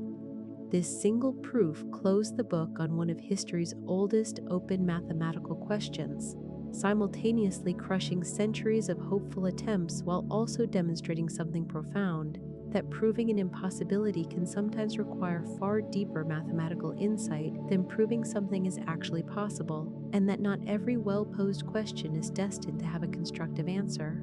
The doomsday argument. Imagine you have no special information about your place in human history, simply that you exist as a randomly selected human being among everyone who will ever live. The doomsday argument uses this assumption combined with basic probability reasoning to suggest something deeply unsettling, that humanity is statistically more likely to be closer to its eventual end than most people instinctively assume. The reasoning works roughly like this. If you imagine ranking every human who will ever be born throughout the entire history of our species from first to last, you, as a randomly selected member of that entire timeline, are statistically far more likely to fall somewhere in the broad middle of that ranking than to be one of the very first humans ever born. If significantly more humans are destined to be born in the future than have already lived, you would be an unusually early, statistically unlikely outlier to exist now, near the very beginning of an enormous future population. This suggests, somewhat probabilistically, that the total number of humans who will ever exist is likely closer to its final tally than naive optimism might assume. The argument remains deeply controversial among philosophers and statisticians, with serious disagreements about whether this style of probabilistic self-locating reasoning, sometimes called anthropic reasoning, is even logically valid in the first place, making it one of the most genuinely unsettled debates at the intersection of probability theory and philosophy. The lost in measure. Mathematicians spent centuries assuming that every conceivable set of points could be assigned a sensible, well-defined notion of length, area, or volume called a measure. But in the early 20th century, using a controversial mathematical tool called the axiom of choice, researchers constructed bizarre sets of points so wildly, infinitely scattered, and intricately tangled that they cannot be assigned any consistent measure at all, neither zero, nor any positive number, nor infinity. These are called non-measurable sets, and their existence forces mathematicians to accept an uncomfortable truth. Not every imaginable collection of points deserves to be treated as having a well-defined size in the way our everyday intuition assumes. This strange discovery directly underlies the earlier BANACH-TARSKI paradox, where a solid ball can apparently be disassembled and reassembled into two identical balls, only possible because the pieces involved are precisely these kinds of non-measurable, mathematically pathological sets with no sensible volume to begin with. Mathematicians responded by carefully restricting which sets of points are considered measurable in serious mathematical work, building an entire careful framework called measure theory, specifically to wall off these troublesome, infinitely scattered constructions from interfering with otherwise sensible calculations of length, area, and probability. It stands as a quiet, unsettling reminder that even something as seemingly basic and intuitive as measuring the size of a shape rests on carefully chosen mathematical foundations that can, under the right strange conditions, completely break down. The surreal numbers, beyond the familiar whole numbers, fractions, and even the real numbers used in everyday mathematics, lies an enormous, almost unimaginably vast number system discovered by mathematician John Conway called the surreal numbers. This system contains every single real number you've ever encountered, but also includes infinitely large numbers, infinitely small numbers that are still genuinely larger than zero, and an entire dizzying hierarchy of numbers nested between and around all of them, constructed through an elegant, almost game-like recursive process where every new number is defined as sitting precisely between two previously constructed sets of numbers. Remarkably, despite their exotic, almost alien-sounding nature, surreal numbers still obey all the ordinary rules of arithmetic you learned in school: addition, multiplication, and ordering all work consistently, even when you're combining wildly infinite quantities with vanishingly small ones in the very same calculation. Conway originally stumbled onto this number system while analyzing the mathematical theory behind combinatorial games, eventually realizing that the same elegant recursive construction could generate an entire self-consistent universe of numbers vastly larger and richer than the standard real number line mathematicians had relied on for centuries. The surreal numbers contain, as tiny special cases buried within their structure, both the ordinary real numbers and the strange infinite and infinitesimal numbers used in certain advanced areas of mathematical analysis, making them one of the most genuinely all-encompassing number systems ever rigorously constructed. The Fermat's last theorem.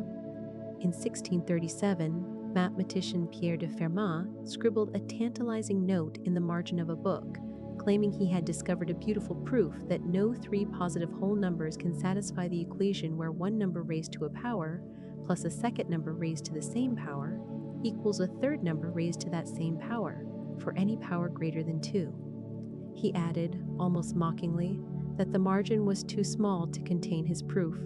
That single sentence launched over 3.5 centuries of obsessive mathematical effort, as generations of the world's greatest mathematicians attempted and repeatedly failed to either prove or disprove this deceptively simple-sounding claim. The eventual resolution finally arrived in 1994, when British mathematician Andrew Wiles, working largely in secrecy for 7 years, produced an extraordinarily complex proof spanning over 100 pages, drawing on entirely modern mathematical machinery from elliptic curves and modular forms that didn't even exist during Fermat's lifetime. This strongly suggests that Fermat's original claimed proof, whatever it actually was, must have contained a hidden flaw, since the techniques needed to truly prove the theorem simply weren't available for another 350 years. Wiles's eventual triumph, announced at a conference to a room full of stunned mathematicians, remains one of the most celebrated and emotionally satisfying moments in the entire history of mathematics, closing a centuries-old mystery with breathtaking modern complexity. The Poincaré conjecture. Imagine a three-dimensional shape so symmetric and well-connected that every possible loop drawn on its surface can always be smoothly shrunk down to a single point without ever leaving the shape or getting stuck around some hidden hole. Mathematician Henri Poincaré conjectured in 1904 that the only three-dimensional shape with this special property, when considered as a closed surface in four-dimensional space, must essentially be a perfectly ordinary three-dimensional sphere, just a higher dimensional analog of the familiar round ball. This statement remained completely unproven for nearly a full century, eventually becoming one of the 7 famous Millennium Prize problems, each carrying a $1 million reward for a verified solution.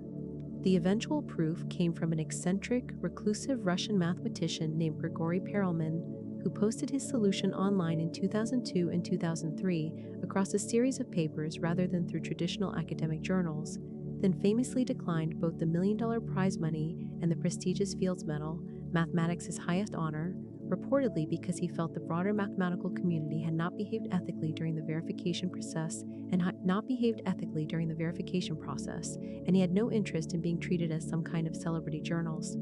His proof relied on an extraordinarily sophisticated technique called Ricci flow, originally developed by mathematician Richard Hamilton, which involves smoothly evolving the shape of a geometric space over time according to a carefully designed equation, gradually ironing out irregularities until the underlying structure becomes undeniably clear. The A-B key conjecture, take three positive whole numbers, A, B, and C, where A plus B equals C, and where A and B share no common prime factors. The ABC conjecture makes a precise, technical prediction about how large C can possibly be compared to the product of all the distinct prime numbers that divide A, B, and C combined, essentially claiming that if A and B are built from many repeated small prime factors, their sum C generally cannot be too astronomically large relative to those underlying primes. This sounds like a narrow, technical statement, but mathematicians have shown that if proven true, the ABC conjecture would instantly imply solutions or major progress on dozens of other previously separate, seemingly unrelated problems throughout number theory, including significantly simplified roots to Fermat's last theorem. In 2012, Japanese mathematician Shinichi Mochizuki announced he had completed a proof, but his work was written using an entirely new and extraordinarily dense mathematical framework he had personally developed over years in isolation, one so unfamiliar and difficult that almost no other mathematician in the world could initially verify whether the proof was actually correct. Years of intense, sometimes contentious effort by other top mathematicians to understand and check Mochizuki's work followed, with some eventually declaring serious unresolved gaps, while Mochizuki himself maintained his proof was complete and valid. The controversy remains only partially resolved today, standing as one of the strangest and most genuinely uncertain situations in modern mathematics, where a major problem may or may not have already been solved. The Langlands program. In the late 1960s, mathematician Robert Langlands sketched out an extraordinarily ambitious vision in a letter to a colleague, proposing that two seemingly completely unrelated branches of mathematics, number theory and harmonic analysis, were actually secretly deeply connected through an intricate web of correspondences, almost like a hidden dictionary allowing problems in one field to be translated and solved using tools from the one field to be translated and solved using tools from the other. This vision, now called the Langlands program, has grown over the following decades into one of the most influential, far-reaching, unifying frameworks in all of modern mathematics, even though enormous portions of it remain unproven conjecture rather than established fact. Andrew Wiles's celebrated proof of Fermat's last theorem actually relied on proving a specific special case of exactly this kind of Langlands-style correspondence, demonstrating the program's power even in its still incomplete state. Mathematicians sometimes describe the Langlands program as a grand, unified theory for mathematics itself, echoing physicists' search for a single framework connecting all the fundamental forces of nature, since it suggests that prime numbers, algebraic equations, and the mathematics of wave-like functions are all, at some deep structural level, reflections of the same underlying mathematical reality. Entire international research careers are devoted to chasing down small pieces of this enormous vision, with each new proven case treated as a major event, slowly filling in fragments of a vast mathematical landscape that Langlands first glimpsed, in outline, over 50 years ago. The Navier-Stokes existence. The Navier-Stokes equations describe, with remarkable real-world accuracy, how fluids like water and air flow and swirl, forming the mathematical backbone behind weather forecasting, airplane wing design, and even blood flow modeling in medicine. Engineers and scientists use these equations constantly and successfully in practical, real-world applications every single day. Yet, astonishingly, mathematicians have never been able to rigorously prove some of the most basic theoretical questions about these very same equations, specifically whether smooth, well-behaved solutions are guaranteed to exist for all time given any reasonable smooth starting conditions, or whether the equations might secretly allow for some bizarre, infinitely concentrated singularity to spontaneously form out of nowhere, a theoretical possibility that would suggest something genuinely strange is happening within the mathematics itself. This question, called the Navier-Stokes existence and smoothness problem, stands as one of the 7 Millennium Prize problems, carrying a $1 million reward for whoever resolves it either way. The strange situation where practical engineers confidently use equations every day that mathematicians cannot fully theoretically justify highlights a fascinating and somewhat humbling gap between applied usefulness and rigorous theoretical certainty. It serves as a powerful reminder that a mathematical tool can be extraordinarily useful and empirically reliable in practice for over a century, while the underlying deep theoretical questions about its fundamental behavior in extreme or unusual situations remain completely, stubbornly unresolved. The Hodge conjecture, deep within the abstract world of algebraic geometry, which studies the shapes traced out by polynomial equations, mathematicians developed a powerful technique for breaking complicated geometric shapes down into simpler building blocks using tools borrowed from topology, the mathematics of shape and connectivity. The Hodge conjecture, formulated by mathematician William Hodge, makes a precise prediction about exactly which of these topological building blocks can always be explained using purely algebraic methods, essentially asking whether certain topological features of complex geometric shapes always have a clean algebraic origin. The statement is notoriously difficult even to properly explain to non-specialists, requiring fluency in extremely advanced and abstract mathematical machinery, yet it sits as one of the 7 Millennium Prize problems precisely because of its central, unifying importance connecting several major branches of modern geometry. Mathematicians have proven the conjecture true in numerous specific restricted cases, building confidence that the general statement is likely correct, but a complete, fully general proof covering every possible case has remained elusive for decades, despite enormous effort from leading researchers. The conjecture exemplifies a particular flavor of deep modern mathematical problem, one where the central difficulty isn't a lack of computational power or clever tricks, but a genuine absence of the right conceptual framework or new mathematical machinery needed to bridge two sophisticated areas of mathematics that seem, despite enormous effort, to resist full unification using currently known techniques. The Riemann hypothesis: prime numbers seem to scatter across the number line with no obvious pattern, yet mathematician Bernhard Riemann discovered in 1859 a deep, hidden connection between their distribution and a mysterious mathematical object called the Riemann zeta function, a function that takes complex numbers as input and produces complex numbers as output. Riemann noticed that certain special input values, called the non-trivial zeros of this function, where the output equals exactly 0, all seem to share an extraordinary, suspicious pattern. Every single one discovered so far lies precisely on one specific straight line within the complex plane.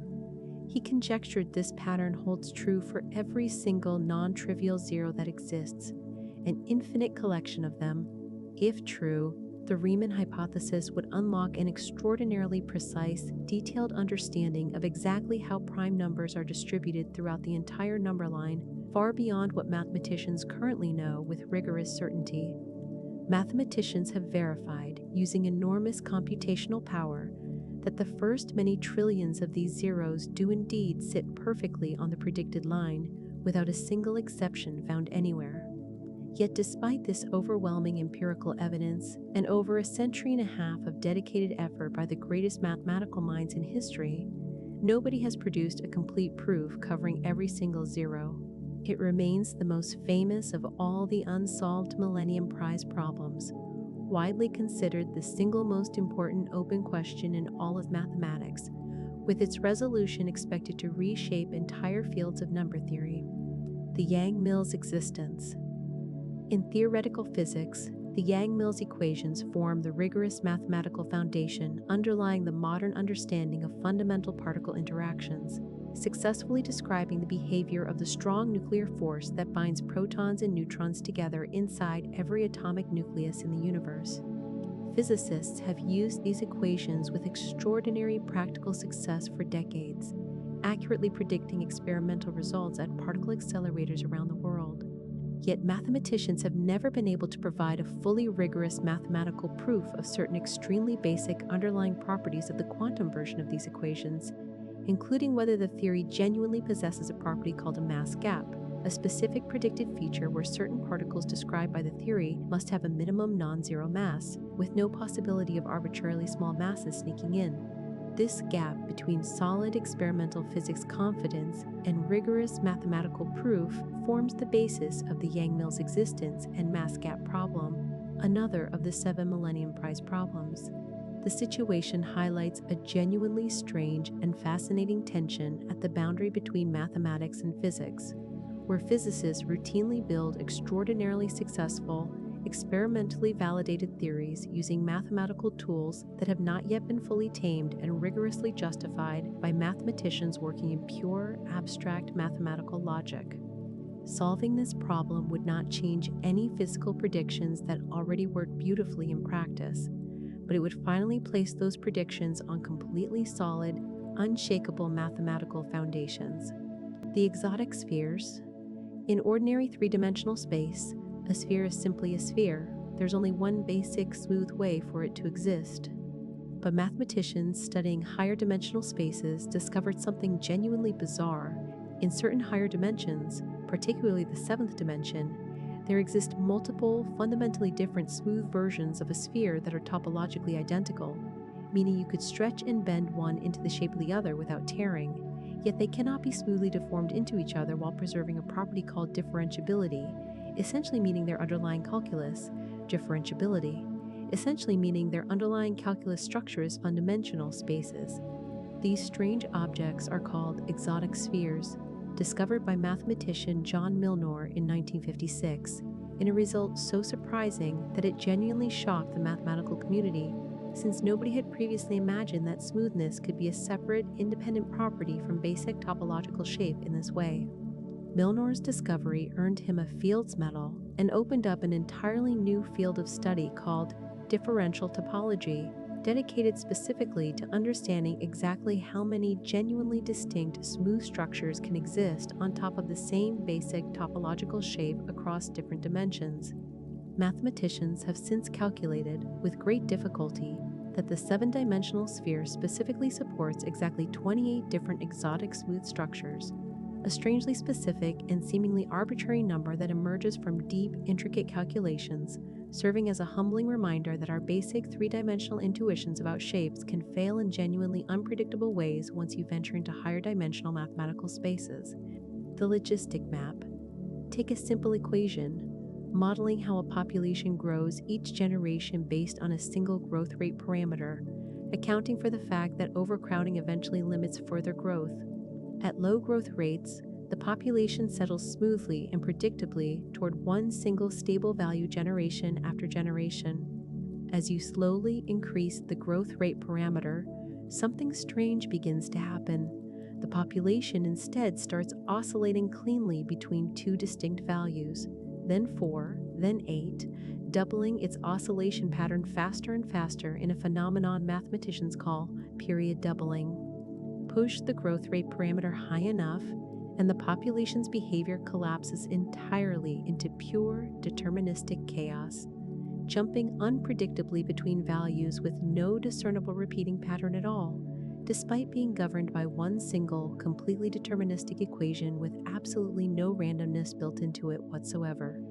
This deceptively simple equation, called the logistic map, became one of the most important and widely studied examples in the entire field of chaos theory, precisely because it demonstrates, with stunning clarity, how astonishingly complex and seemingly random behavior can emerge naturally from an equation simple enough to write on a single line. Physicist Mitchell Feigenbaum discovered that the specific rate at which these period doublings accelerate follows a universal mathematical constant, now called the Feigenbaum constant, which reappears with eerie consistency across many completely unrelated chaotic systems throughout nature, suggesting a deep, hidden mathematical unity lurking beneath the surface of seemingly unrelated chaotic phenomena. The strange attractors. When scientists plot the long-term behavior of certain chaotic systems, like the swirling, unpredictable motion of convecting fluid in a heated container, the resulting trajectory traced out over time never repeats itself exactly, wandering unpredictably forever, yet it also never wanders off randomly into empty, unstructured space.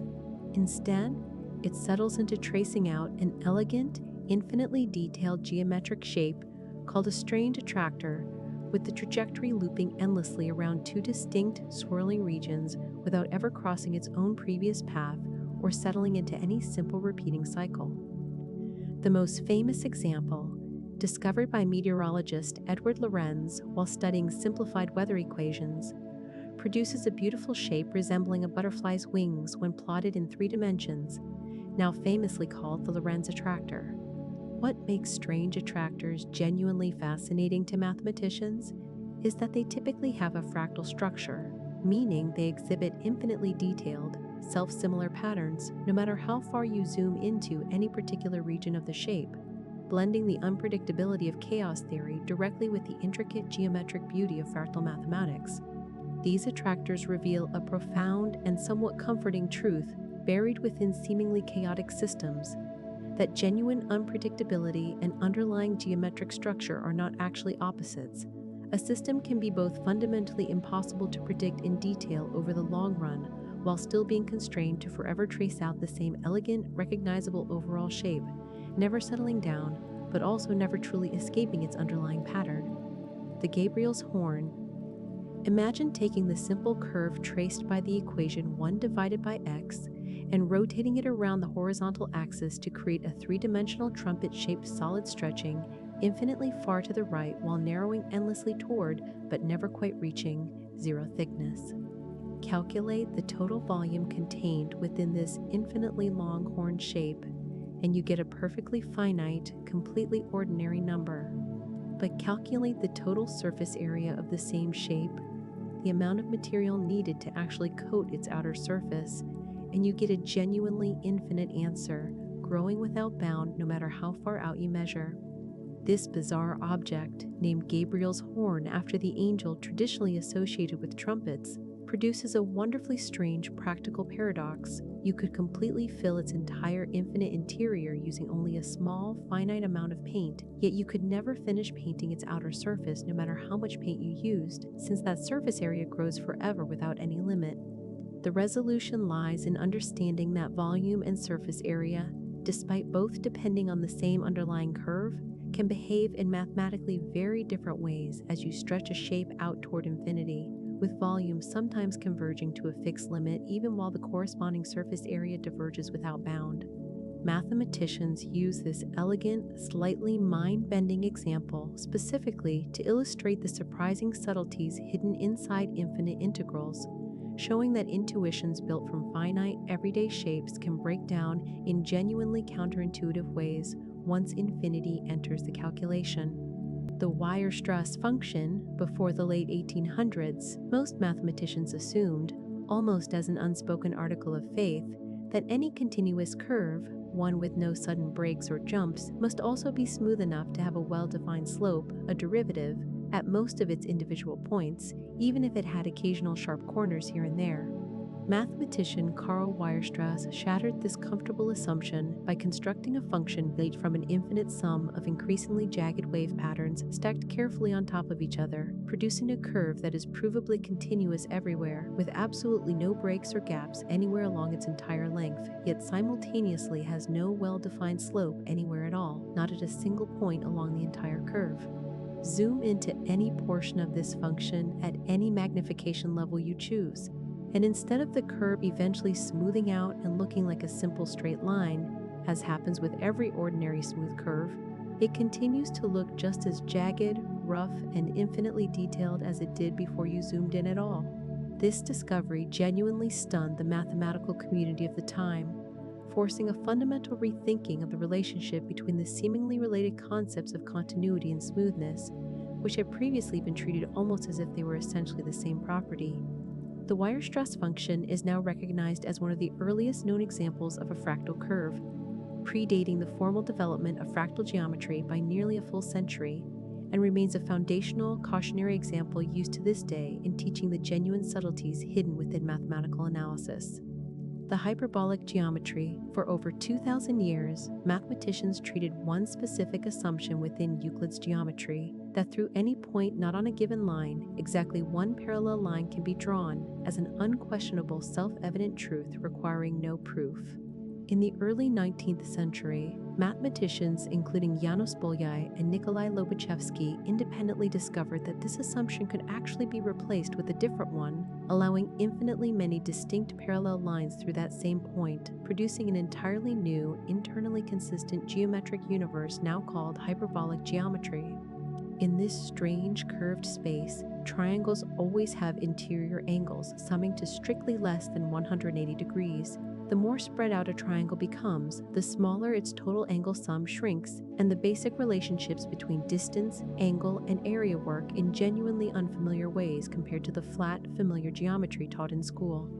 Lobachevsky faced significant ridicule and professional dismissal from much of the mathematical establishment of his era for proposing such a seemingly absurd alternative geometry, with critics treating the entire idea as a nonsensical mathematical curiosity unworthy of serious attention. The eventual vindication came decades later when Albert Einstein's general theory of relativity revealed that the actual physical universe itself, shaped by the presence of mass and energy, genuinely curves in ways closely related to hyperbolic and other non-Euclidean geometries, transforming what critics had dismissed as a pointless abstract joke into an essential mathematical tool for accurately describing the true geometric structure of space-time, into an essential mathematical tool for space-time itself. The busy beaver, among the relatively simple computational devices called Turing machines, imagine searching for the specific machine, built using only a fixed small number of internal states, that runs for the longest possible number of steps before eventually stopping, out of every possible machine that does eventually stop rather than looping forever. This maximum number of steps for a given number of allowed states is called the busy beaver number, and it grows at a rate so explosively, unimaginably fast, that it quickly outpaces every other commonly known fast-growing mathematical function, including towers of exponentials stacked on top of each other. The busy beaver number for machines with just 6 internal states has been proven to exceed numbers so vast that writing them out in ordinary notation is essentially meaningless, and mathematicians have rigorously proven that calculating the exact busy beaver number for machines with enough states is mathematically impossible in principle, directly connected to Alan Turing's proof that the halting problem itself can never be solved by any general algorithm.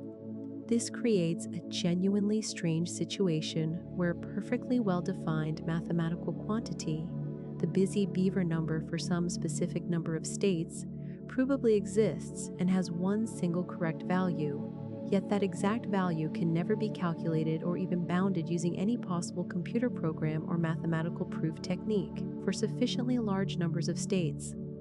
It stands as one of the clearest, most vivid illustrations of the genuine, permanent limits of computation and mathematical knowability uncovered during the 20th century. The Ulam spiral. In 1963, mathematician Stanislaw Ulam, reportedly bored during a tedious scientific presentation, began doodling whole numbers in a simple spiral pattern on a piece of paper, starting from the center and winding steadily outward. Almost as an afterthought, he circled every prime number he encountered within the spiral. When he stepped back and looked at the resulting pattern, he noticed something startling. The circled prime numbers weren't scattered randomly at all. They clustered together along distinct diagonal lines running through the spiral, forming a striking, almost deliberate-looking visual pattern despite primes being widely considered one of the most unpredictable, patternless sequences in all of mathematics. This doodled discovery, now called the Ulam spiral, sparked genuine, serious mathematical interest, since the visible diagonal clustering corresponds to certain specific quadratic polynomial formulas that are statistically more likely to produce prime number outputs than other formulas would, connecting an almost accidental piece of recreational doodling directly to deep, serious, open questions in number theory, about exactly which mathematical formulas tend to generate primes more theory about exactly which mathematical formulas tend to generate primes more frequently than pure random spurious. The spiral remains a popular, visually striking illustration used in mathematics education, specifically because it makes an otherwise completely invisible, abstract statistical tendency within the distribution of prime numbers suddenly, strikingly visible to the naked eye, transforming a question about pure number theory into something you can immediately perceive and appreciate just by looking carefully at a simply drawn picture. The box paradox. Consider an ordinary closed cardboard box sitting completely still in space, with no forces acting on it from any direction at all. According to certain extremely abstract thought experiments in theoretical physics and logic concerning conservation laws and symmetry, a perfectly isolated, symmetric system with absolutely no external reference point should, in a sense, have no mathematically preferred way to distinguish any one direction in space from any other. Mathematicians and physicists use carefully constructed scenarios like this specifically to probe the deep relationship between symmetry and physical law established by mathematician Emmy Noether, who proved one of the most elegant results in all of mathematical physics, that every continuous symmetry present in a physical system directly corresponds to some specific conserved physical quantity. Symmetry under shifting time corresponds directly to the conservation of energy. Symmetry under shifting position corresponds directly to the conservation of momentum, and symmetry under rotation corresponds directly to the conservation of angular momentum, an extraordinarily deep and unifying mathematical bridge connecting the abstract language of symmetry groups directly to the concrete physical laws governing how energy and motion actually behave, physical laws governing how energy and motion actually behave throughout the entire universe.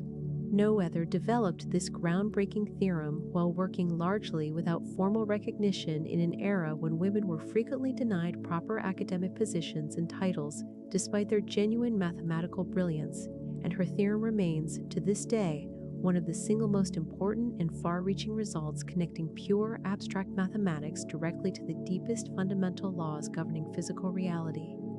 The Den invariant. Two polygons of equal area can always be cut into a finite number of matching pieces and reassembled into each other, a satisfying and intuitive geometric fact proven rigorously in classical two-dimensional geometry. Mathematician David Hilbert posed a natural-sounding follow-up question in 1900. Does the exact same principle hold true for three-dimensional solids? Can any two solids of equal volume always be cut into finitely many pieces and reassembled into one another? Mathematician Max Den answered this question within the same year, proving definitively that the answer is no, by discovering a clever additional mathematical quantity, now called the Den invariant, that must remain exactly identical between two solids for such a reassembly to ever be possible, regardless of how their volumes compare.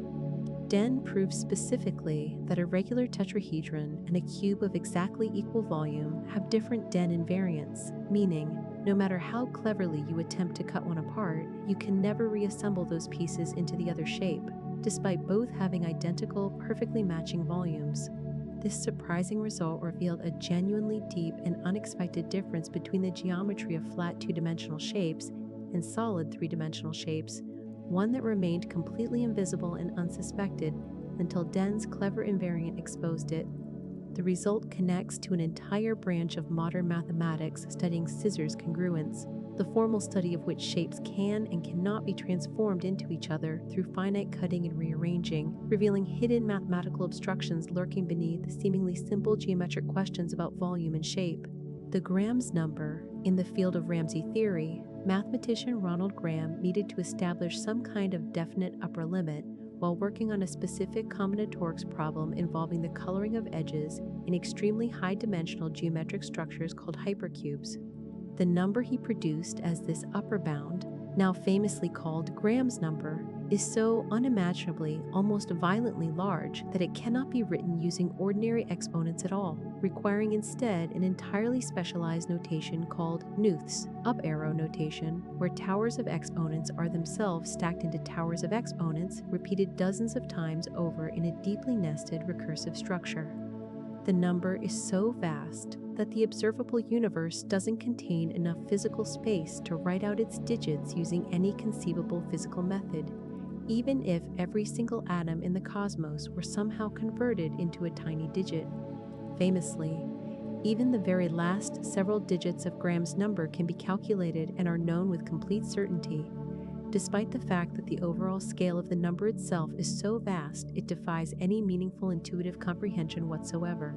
For years, Graham's number held the record in the Guinness Book of World Records as the largest number ever seriously used in a legitimate, published mathematical proof, and physicist and science communicator Carl Sagan once remarked that attempting to fully visualize its true scale would be a genuinely overwhelming, almost physically impossible mental exercise, a humbling reminder of just how far mathematical abstraction can outpace ordinary human intuition about how far mathematical abstraction can outpace ordinary human intuition. The Skews number. Mathematicians studying the distribution of prime numbers noticed a seemingly reliable pattern.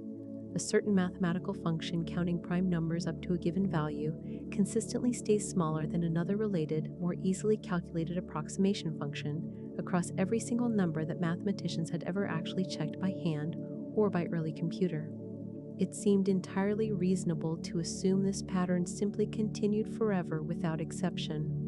Mathematician Stanley Skews proved in 1933 that this assumption was actually false, that somewhere along the number line, the relationship between these two functions must eventually flip, with the prime counting function temporarily overtaking its approximation, though he could only prove this crossover happens before some specific, almost incomprehensibly enormous number, now called the Skews number. The original version of this number was so large that it briefly held the record for the biggest number ever to appear in a serious, legitimate mathematical proof, before later being significantly reduced through further refined calculations and more powerful proof techniques. What makes the Skews number genuinely remarkable isn't just its staggering size, but the philosophical lesson it teaches, that a mathematical pattern can hold true with perfect, unbroken consistency across every single number that could ever practically be checked by hand or computer, covering ranges far beyond anything humans could realistically verify directly, and yet still, provably, eventually fail somewhere further along the infinite number line, a sobering reminder that empirical pattern matching, however overwhelming the evidence, can never substitute for genuine mathematical proof. The aperiodic tiling. For decades, mathematicians searched for a small set of tile shapes capable of completely covering an infinite flat plane with absolutely no gaps or overlaps, while guaranteeing that the resulting pattern never repeats itself exactly, no matter how far you travel across the plane in any direction, a property called aperiodicity. Early successful examples required using thousands of different uniquely shaped tiles, but physicist and mathematician Roger Penrose dramatically simplified the achievement in the 1970s, discovering that just two specially shaped tiles, fitted together using specific matching rules, were sufficient to tile an entire infinite plane in a pattern that provably never repeats, despite each individual local region looking strikingly similar to many other regions, scatteredly similar to many other regions scattered elsewhere across the pattern. These Penrose tilings produce stunningly beautiful, intricate patterns featuring five-fold rotational symmetry, a type of symmetry that mathematicians had previously proven was completely impossible to achieve using any tiling pattern that does repeat periodically, making the aperiodic version genuinely groundbreaking. Remarkably, materials scientists later discovered real physical crystalline structures, called quasi-crystals, that arrange their atoms in patterns directly mirroring this same mathematical aperiodic structure, a discovery that initially violated long-held assumptions in crystallography about how atoms could possibly organize themselves, eventually earning chemist Dan Shechtman a Nobel Prize for identifying these structures in real materials. What began as a purely abstract, recreational mathematical puzzle about covering a flat plane eventually revealed a genuine, physically real structural principle hidden within the atomic arrangement of certain naturally occurring and laboratory synthesized materials. The Brais paradox. Imagine a busy road network where traffic engineers, hoping to relieve congestion, decide to add a brand new road connecting two already congested intersections, intuitively expecting that more available routes should always make traffic flow somewhat better, or at the very least, no worse than before. Mathematician Dietrich Brais proved something genuinely counterintuitive in 1968, that under certain specific traffic conditions, adding an additional road to a network can actually make the average travel time for every single driver worse, not better. even though every individual driver is still behaving in their own rational self-interest, always choosing whichever currently available route appears fastest to them personally. This happens because each individual driver's selfish route choice doesn't account for how their decision subtly worsens congestion for everyone else sharing the same roads, and the introduction of a new, tempting shortcut can lure enough drivers away from their previous routes to create a worse overall traffic equilibrium for the entire system, even while each driver believes, often correctly in isolation, that they personally are choosing their fastest available option. Several real cities have reportedly experienced measurable traffic improvements specifically by closing certain roads rather than adding new ones, a genuinely counterintuitive policy directly inspired by recognizing this exact mathematical effect playing out in their actual road networks. The Barajas paradox reveals a deep and broadly applicable lesson about complex interconnected systems generally, that locally rational, self-interested decisions made independently by many separate individuals can sometimes combine in surprising, mathematically provable ways to produce a worse collective outcome for absolutely everyone involved, including every single individual decision maker. The coin rotation. Take two identical coins, hold one perfectly still, and roll the second coin around the outside edge of the first one without any slipping, until it returns to its exact original starting position on the opposite side. How many full rotations did the rolling coin make around its own center during this single trip around the stationary coin? Most people instinctively guess one full rotation, reasoning that the rolling coin's circumference exactly matches the distance it traveled along the stationary coin's circumference. The genuinely surprising correct answer is two full rotations, not one. This happens because the rolling coin isn't just spinning due to the friction of rolling along the surface, it's also being carried bodily around the entire circumference of the stationary coin, and that additional orbital motion contributes one full extra rotation on top of the rotation caused purely by the rolling contact itself. This deceptively simple puzzle, sometimes called the coin rotation paradox, has tripped up countless students, engineers, and even professional mathematicians upon first encounter, precisely because our everyday intuition about rolling tends to focus exclusively on the friction-based spinning while completely ignoring the separate contribution from the coin's overall orbital path around the central object. The same basic underlying principle directly explains why the Moon, despite appearing to always show the exact same face toward Earth, technically completes one full rotation relative to the distant stars during each single orbit around our planet, a subtle but important distinction between rotation relative to a nearby object versus rotation relative to a fixed external frame of reference. The lost probability. Suppose a person walks randomly around a city street grid, at every single intersection flipping a fair coin to decide whether to turn left or right, with absolutely no memory of where they've already been and no overall destination in mind, a process mathematicians call a simple random walk. In one dimension, walking back and forth along a single straight line, and in two dimensions, wandering freely across a flat grid, mathematicians have proven a genuinely beautiful and somewhat comforting result. The random walker is guaranteed, with 100% mathematical certainty, to eventually return to their exact original starting point at some point during their endless wandering, no matter how far away they might temporarily wandering their endless wandering.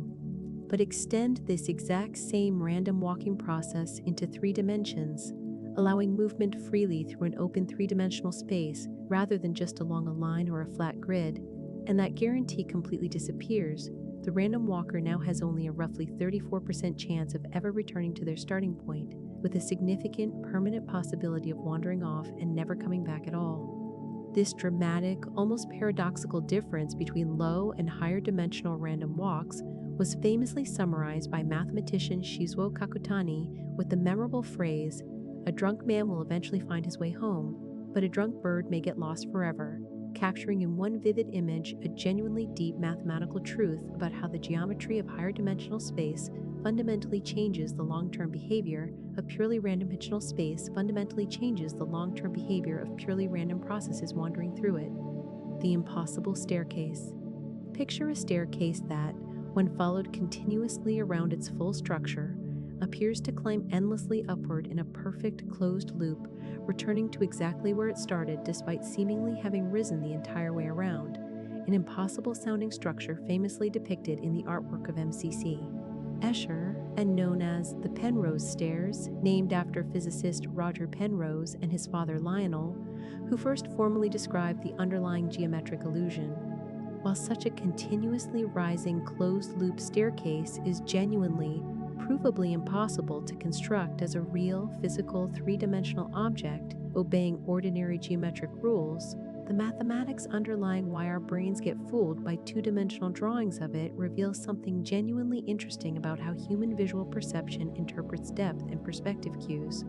The drawing works by deliberately exploiting locally consistent perspective cues at every individual corner and joint of the staircase, each small section perfectly obeying the rules of believable three-dimensional perspective when viewed in isolation, while the structure as a whole secretly violates global geometric consistency in a way our visual system, built to rapidly process local cues rather than carefully verify a structure's overall global cues, rather than carefully verify a structure's overall global consistency, simply fails to catch.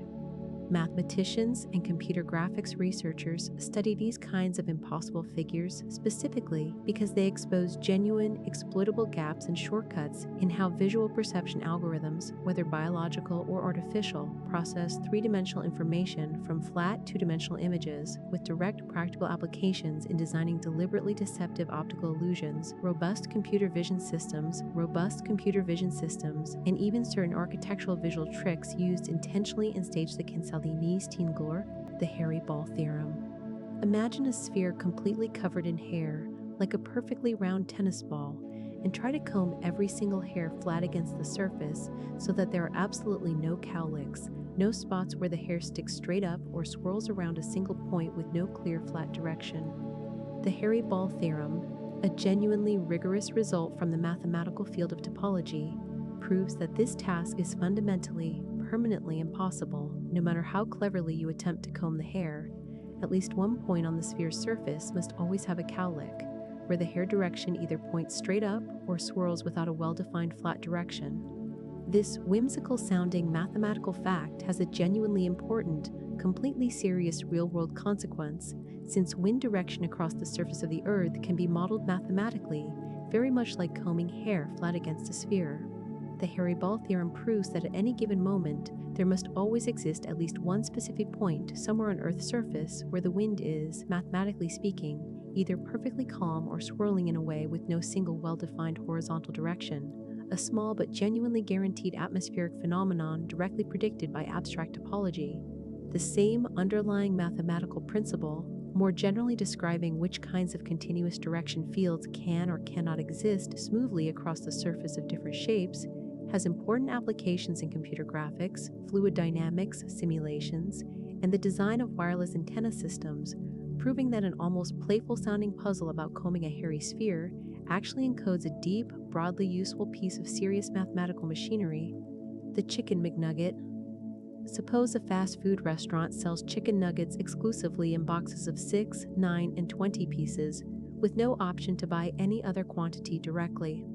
A natural mathematical question arises: what is the largest possible number of nuggets that a customer could never exactly order using any combination of these three box sizes, no matter how many boxes of each they purchase? This playful-sounding question, nicknamed the Chicken McNugget theorem by mathematics enthusiasts, after the actual restaurant menu that originally inspired it, turns out to be a specific, well-studied case of a more serious and much older mathematical problem called the Frobenius coin problem, traditionally phrased in terms of coins of certain fixed denominations rather than fast food orders. For the specific combination of 6, 9, and 20, careful calculation reveals that the largest unreachable number is 43, meaning every single whole number quantity of 44 or greater can always be exactly assembled using some combination of 6, 9, and 20 piece boxes, while 43 nuggets can never be exactly ordered no matter how hard you try.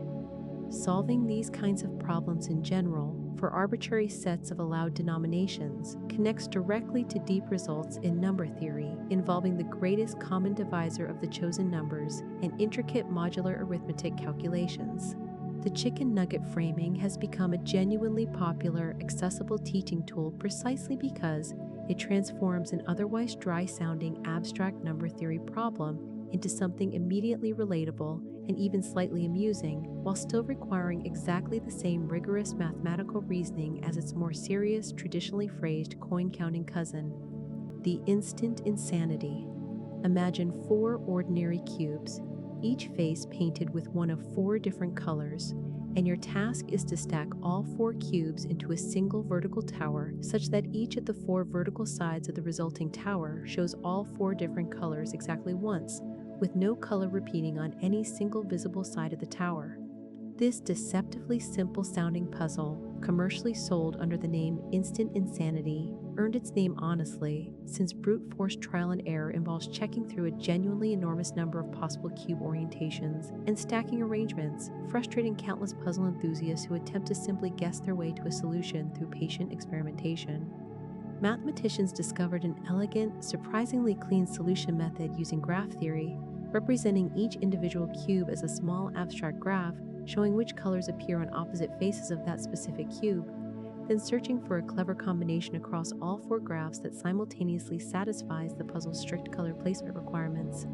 This transforms an otherwise overwhelming brute force search problem, involving thousands of physical trial attempts, into a clean, systematic graph theory calculation that can reliably be solved on paper within just a few careful minutes once you know the proper underlying technique. The puzzle stands as a delightful, accessible example of a much broader and genuinely important mathematical principle, that translating a seemingly intractable physical or combinatorial problem into the right abstract mathematical representation can sometimes instantly transform an overwhelming search into a clean, efficiently solvable calculation, a strategy mathematicians and computer scientists rely on constantly across vastly more serious and consequential real-world applications. The Conway's soldiers. Imagine an infinite checkerboard extending forever in every direction, with a single horizontal line drawn across it. Below this line, you may place as many checker pieces as you like, anywhere you choose. Above the line, the board starts completely empty. The only allowed move is a checker-style jump, where one piece leaps directly over an adjacent neighboring piece, landing in the empty square immediately beyond it, after which the piece that was jumped over is removed entirely from the board. The question mathematician John Conway posed was deceptively simple, using only this single jumping rule, starting from any arrangement of pieces below the line. How far above the line can you ever manage to advance a single piece? Conway proved, through a remarkably clever mathematical argument involving assigning carefully chosen numerical weights based on powers of the golden ratio to every square on the board, that reaching the 5th row above the line is fundamentally, permanently impossible, no matter how many pieces you start with below the line or how cleverly you sequence your jumps. Reaching the 4th row above the line is genuinely possible, requiring a carefully coordinated, surprisingly large number of pieces and jumps, but the 5th row remains forever completely unreachable, according to Conway's elegant impossibility proof.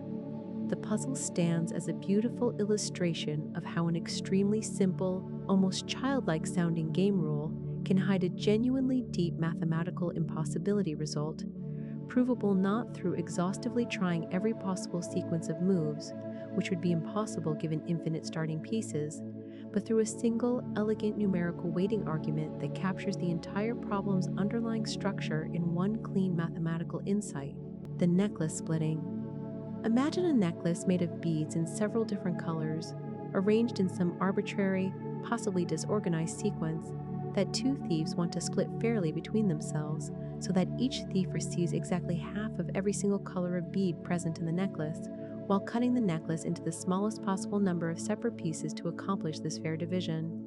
The necklace splitting theorem, a genuinely elegant result combining combinatorics and topology, proves that no matter how the beads of any number of different colors are arranged along the necklace, it is always mathematically guaranteed to be possible to achieve this perfectly fair split using a surprisingly small number of cuts, specifically never needing more cuts than the total number of distinct colors present in the total number of distinct colors present in the total number of distinct colors present in the entire necklace.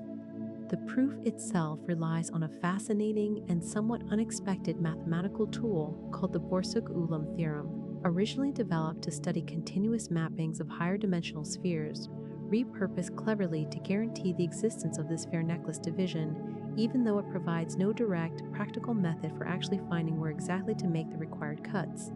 This abstract-sounding puzzle turns out to have genuinely practical applications well beyond literal necklaces, directly informing mathematical approaches to fair resource division problems in economics, certain scheduling and resource allocation algorithms in computer science, and broader theoretical questions about fair division generally, proving that a whimsical-sounding puzzle involving thieves and beaded jewelry actually encodes a serious, broadly enclodes a sounding puzzle involving thieves and codes a serious, broadly applicable piece of count the fees. The paradox of voting. In a competition between several candidates, each voter ranks all the candidates from their most preferred down to their least preferred, and you might reasonably expect that combining everyone's individual rankings should always produce one single, sensible, consistent overall ranking for the entire group. The paradox of voting, also called Condorcet's paradox after the 18th century mathematician who first identified it, proves this comfortable assumption can fail dramatically, even with surprisingly few voters and candidates.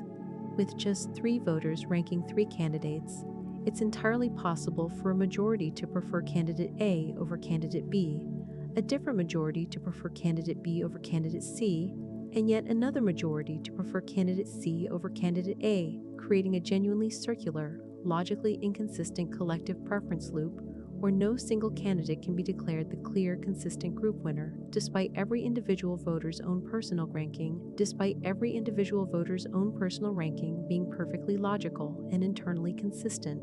This unsettling discovery reveals that the seemingly reasonable idea of simply aggregating individual preferences through majority votes between pairs of candidates can produce a result with absolutely no stable, well-defined winner at all, a finding that directly anticipated and helped inspire Kenneth Arrow's later, even more comprehensive impossibility theorem about voting systems generally. The paradox has real, practical consequences for how committees, parliaments, and other group decision-making bodies actually design their voting procedures, since the specific order in which pairs of candidates are compared during a sequence of votes can, under these circular preference conditions, completely determine the final declared winner, even though the underlying individual preferences never changed at all throughout the entire process. The lost direction. On the surface of a sphere, like the Earth, the familiar rule from flat geometry, that the 3 angles inside any triangle must always sum to exactly 180 degrees, simply stops being true.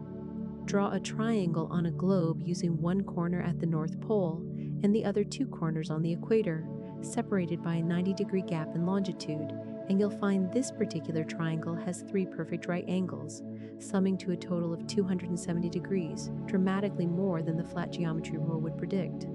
This happens because the surface of a sphere is intrinsically curved, a property mathematicians call positive curvature, fundamentally distorting the basic relationships between angles, distances, and shapes compared to flat, undistorted space. This single observation carries enormous practical importance for global navigation, since the shortest possible path between 2 distant points on Earth's curved surface, called the Great Circle Route, often looks dramatically curved and counterintuitive when drawn on a standard flat map projects path, frequently passing much further north or south than a naive straight line drawn directly on the flat map would suggest, explaining why transcontinental flights between cities at similar latitudes often looks dramatically toward the poles rather than counterintuitive when drawn on a standard flat map projection. Mathematicians studying this kind of curved, spherical geometry developed an entirely separate, internally consistent set of geometric rules distinct from the flat geometry most people learn in school, a framework that became directly essential not only for accurate navigation and cartography, but also, centuries later, for Einstein's revolutionary description of how mass and energy curve the very fabric of space-time itself throughout the universe. The Infinite Hotel Revisited. Return to Hilbert's Infinite Hotel, but now imagine an even stranger scenario. Infinitely many buses arrive simultaneously, each one itself carrying infinitely many new guests, all of them needing rooms in a hotel that already has every single one of its infinite rooms completely occupied. It seems like an impossibly overwhelming demand. Infinity multiplied by infinity worth of new arrivals on top of an already full infinite hotel. Yet remarkably, the clever hotel clerk can still accommodate absolutely everyone using a clean, systematic numbering trick borrowed directly from how mathematicians prove that the set of all possible fractions is the same size as the set of whole numbers. By assigning every existing guest and every new arriving guest a unique pair of numbers, one identifying which bus or original room they came from, the other identifying their specific position within that bus or room, and then carefully mapping every possible pair onto a unique new room number using a diagonal counting scheme, the clerk can guarantee every single person, infinite buses worth of infinite passengers included, receives their own unique room with no overlaps and no one left waiting outside. This wonderfully elaborate extension of the original thought experiment demonstrates a genuinely important and somewhat mind-bending mathematical fact that the infinity representing the count of whole numbers is, in a precise technical sense, exactly large enough to absorb being multiplied by itself infinitely many times over without ever growing into a fundamentally larger size of infinity, a property mathematicians call being countably infinite, distinguishing it sharply from the strictly larger infinity of the real numbers that Cantor proved could never be fully listed using this same kind of counting trick, the paradox of analysis. Suppose you carefully define an everyday concept, such as the meaning of the word knowledge, breaking it down rigorously into a precise, technical set of necessary conditions. If your proposed definition is genuinely correct, capturing exactly the same meaning as the original everyday concept, then your detailed technical definition should feel completely uninformative and trivially obvious to anyone who already understood the original everyday word, since you're simply restating the exact same idea using different, more technical language. But if your definition instead feels genuinely informative, revealing something new or surprising about the concept that wasn't obvious before, that very feeling of surprise seems to suggest your technical definition must actually mean something subtly different from the original everyday concept, raising serious doubts about whether it was truly a correct, faithful analysis after all. This unsettling tension, known as the paradox of analysis, originally identified within philosophical logic rather than pure mathematics, directly parallels a persistent challenge mathematicians constantly face when trying to formalize intuitive, everyday mathematical concepts using precise, rigorous technical definitions, such as carefully defining exactly what a function, a number, or even basic logical proof genuinely means at the deepest possible foundationally means at the deepest possible foundational level. Mathematicians have generally resolved practical versions of this tension by accepting that a good formal definition should preserve all of the genuinely essential properties and behaviors of the original intuitive concept while still potentially revealing new, previously hidden logical consequences and subtle distinctions that weren't obvious before the formalization process, treating informativeness not as a flaw undermining the definition's correctness, but as a flaw undermining the definition's correctness, but as a genuine, valuable byproduct of finally pinning down a previously vague concept with consequences, the infinite descent. Mathematicians sometimes prove that absolutely no solution can exist for certain types of equations using an elegant technique called infinite descent, originally pioneered extensively by Pierre de Fermat. The method works through a clever contradiction. You begin by assuming, purely for the sake of argument, that some smallest possible positive whole number solution to a given equation does exist, and then you carefully show, through direct calculation, that this assumed smallest solution can always be used to construct an even smaller positive whole number solution to the exact same equation. But this directly contradicts your original starting assumption that you had already found the smallest possible solution in the first place, since whole numbers cannot keep shrinking forever. Eventually, you would be forced to descend below 1, which is impossible for positive whole numbers. This logical contradiction proves conclusively that no solution could have existed in the first place, since assuming one exists forces you into an impossible, endlessly shrinking sequence of ever smaller solutions that simply cannot continue forever within the positive whole numbers.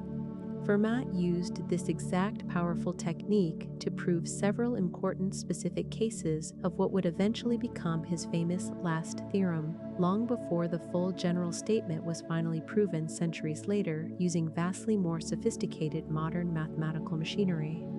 The method remains a genuinely beautiful and surprisingly versatile proof technique still actively used by mathematicians today, demonstrating that sometimes the cleanest way to prove something is completely impossible isn't through direct, forward construction, but through carefully assuming the opposite and then methodically showing that assumption inevitably collapses under its own internal logical weight.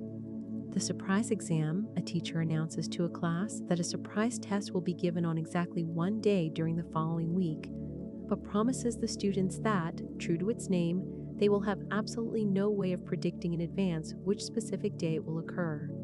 A clever student reasons, using exactly the same backward chain of logic found in the unexpected hanging paradox, that the test cannot happen on the final day of the week, since surviving every previous day without a test would make the final day's test completely predictable, eliminating the surprise. Having eliminated the final day, the student then reasons the same way about the new effective final day, eliminating it too, and the logic cascades backward, seemingly eliminating every single day of the week entirely, leading the student to confidently conclude no surprise test can possibly occur at all without breaking the teacher's explicit promise.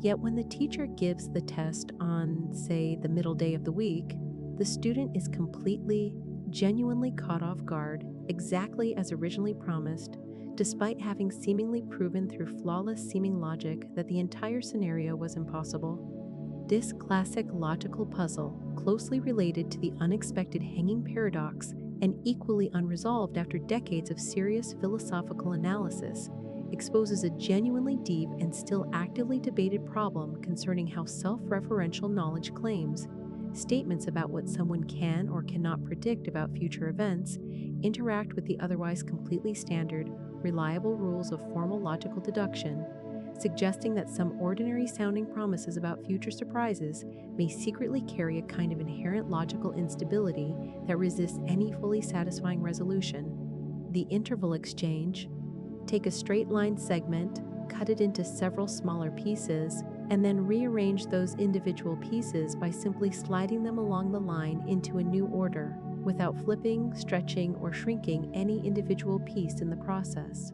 This deceptively simple-sounding operation, called an interval exchange transformation, turns out to generate genuinely rich, surprisingly complex mathematical behavior when you repeat the exact same rearrangement process over and over again on the resulting sequence, watching how individual points wander around the original line segment across many repeated applications of the same fixed rearrangement rule. Depending on the precise lengths chosen for the original pieces and exactly how they get reordered each time, repeatedly applying the same interval exchange can produce behavior ranging from simple, eventually predictable repeating cycles all the way through to genuinely chaotic, seemingly random wandering that never settles into any detectable repeating pattern at all, despite the entire process being completely deterministic with absolutely no randomness built into the rule itself. Mathematicians studying interval exchange transformations have discovered deep, surprising connections to several seemingly unrelated areas of mathematics, including the geometry of billiard balls bouncing endlessly inside polygon-shaped tables, and the abstract study of flows across specially structured curved surfaces called translation surfaces. The field remains genuinely active, mathematical research territory today, precisely because something as simple sounding as cutting and rearranging pieces of a single one-dimensional line segment can, when iterated repeatedly, generate mathematical complexity rivaling far more elaborate seeming systems, reinforcing a recurring theme throughout advanced mathematics that genuine complexity often hides inside deceptively, almost embarrassingly simple-looking hides inside deceptively, almost embarrassingly simple-looking rules. The chromatic number, beyond the famous four-color map theorem, mathematicians study a more general and deeply important question across all of graph theory. Given any network of connected points, what is the absolute minimum number of distinct colors needed to color every point such that no two points directly connected to each other ever share the same color? A quantity called the graph's chromatic number. For simple, flat map-style networks, This number is guaranteed to never exceed 4, but for more complicated, densely interconnected networks, particularly ones existing conceptually in higher dimensions or built using extremely intricate connection patterns, the required chromatic number can climb dramatically higher, with no fixed universal upper limit applying across all possible types of networks in general. Calculating the exact chromatic number for some specific arbitrary network turns out to be an extraordinarily difficult computational problem in general, belonging to that same notoriously hard NP class of problems that includes the traveling salesman puzzle, meaning no efficient, guaranteed fast method is currently known for solving it across every possible network, despite checking whether a proposed coloring is valid. Being comparatively easy and valid, being comparatively valid, being comparatively easy and fast. This abstract-sounding question carries genuinely significant real-world practical importance, directly informing how engineers design efficient radio frequency assignments to avoid interference between nearby broadcasting towers, how computer scientists allocate limited processor registers efficiently while compiling complex software programs, and how schools and universities construct conflict-free final exam scheduling timetables, proving that an elegant abstract mathematical question about coloring connected points translates directly into solving dozens of completely processor registers efficiently while compiling complex software programs. The ergodic theorem. Imagine carefully tracking a single gas molecule bouncing around chaotically inside a sealed container for an extraordinarily long period of time, recording the fraction of that total time the molecule happens to spend within any particular small region of the container. Separately, imagine instead taking a single instantaneous snapshot of the positions of an enormous number of different gas molecules scattered throughout that exact same container at one single moment, and calculating what fraction of those molecules happen to occupy that same particular small region at that one instant.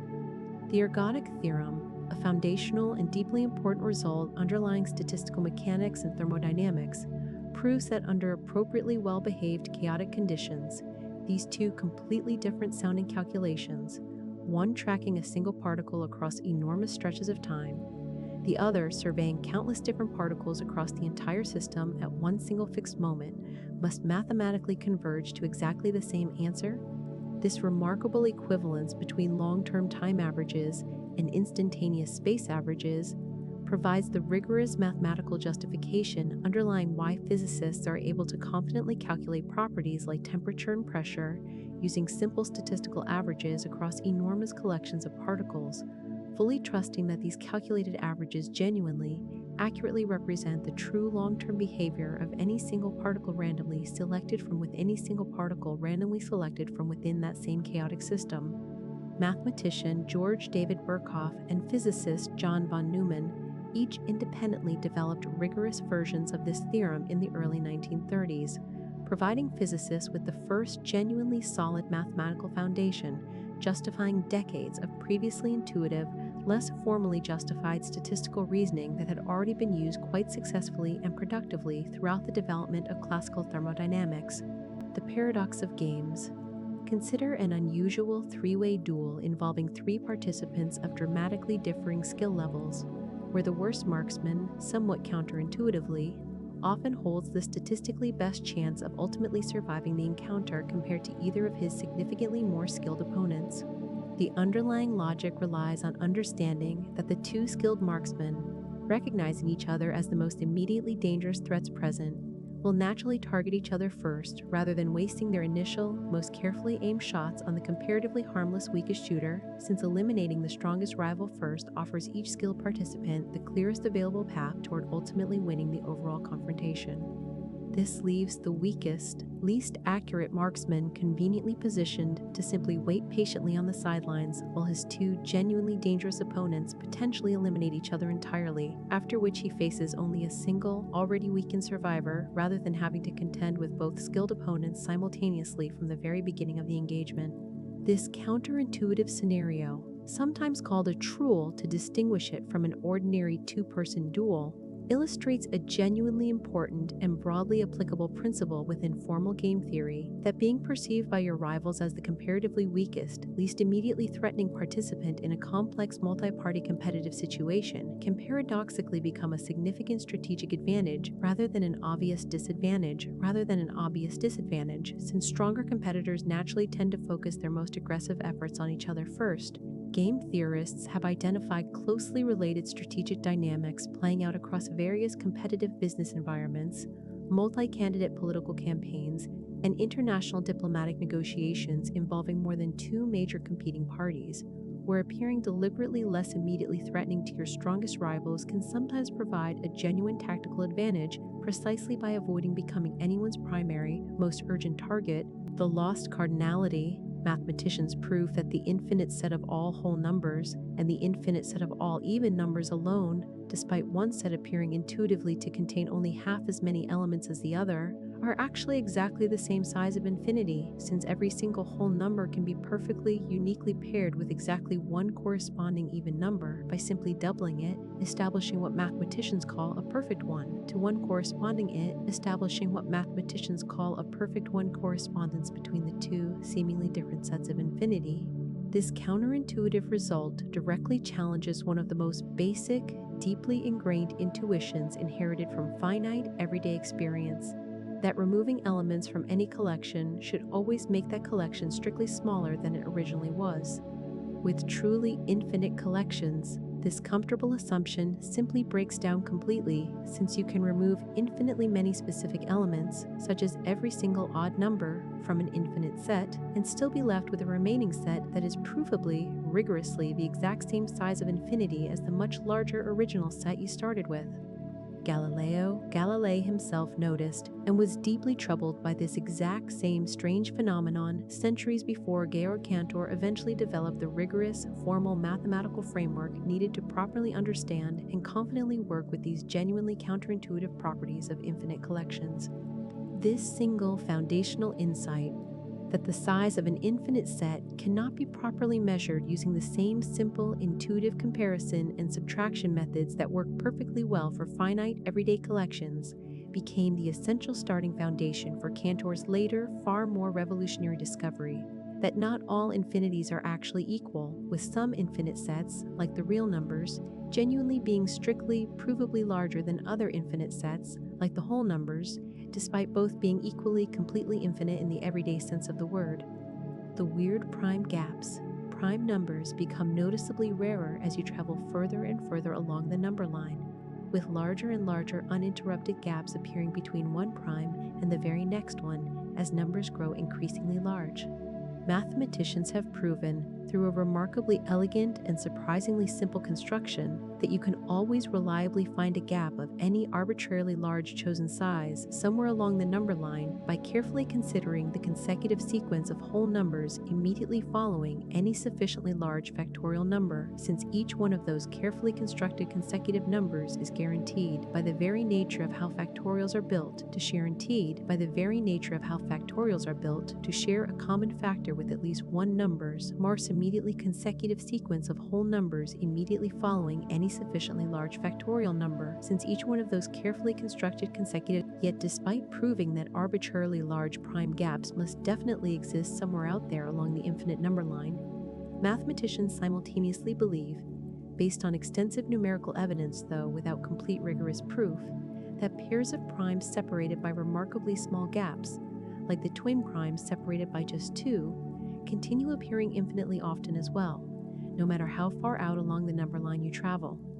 This creates a genuinely fascinating, somewhat paradoxical seeming, dual nature buried within the overall distribution of prime numbers. Enormous, ever-widening empty deserts completely devoid of any primes whatsoever definitely exist and recur regularly throughout the number line, while simultaneously, tightly clustered, closely spaced pairs of primes are strongly believed to also keep appearing forever, occurring seemingly at random intervals scattered unpredictably throughout those same vast, mostly empty mathematical landscapes, perfectly illustrating the deeply irregular, genuinely unpredictable rhythm hidden within what otherwise initially appears to be an almost orderly, evenly thinning sequence of numbers.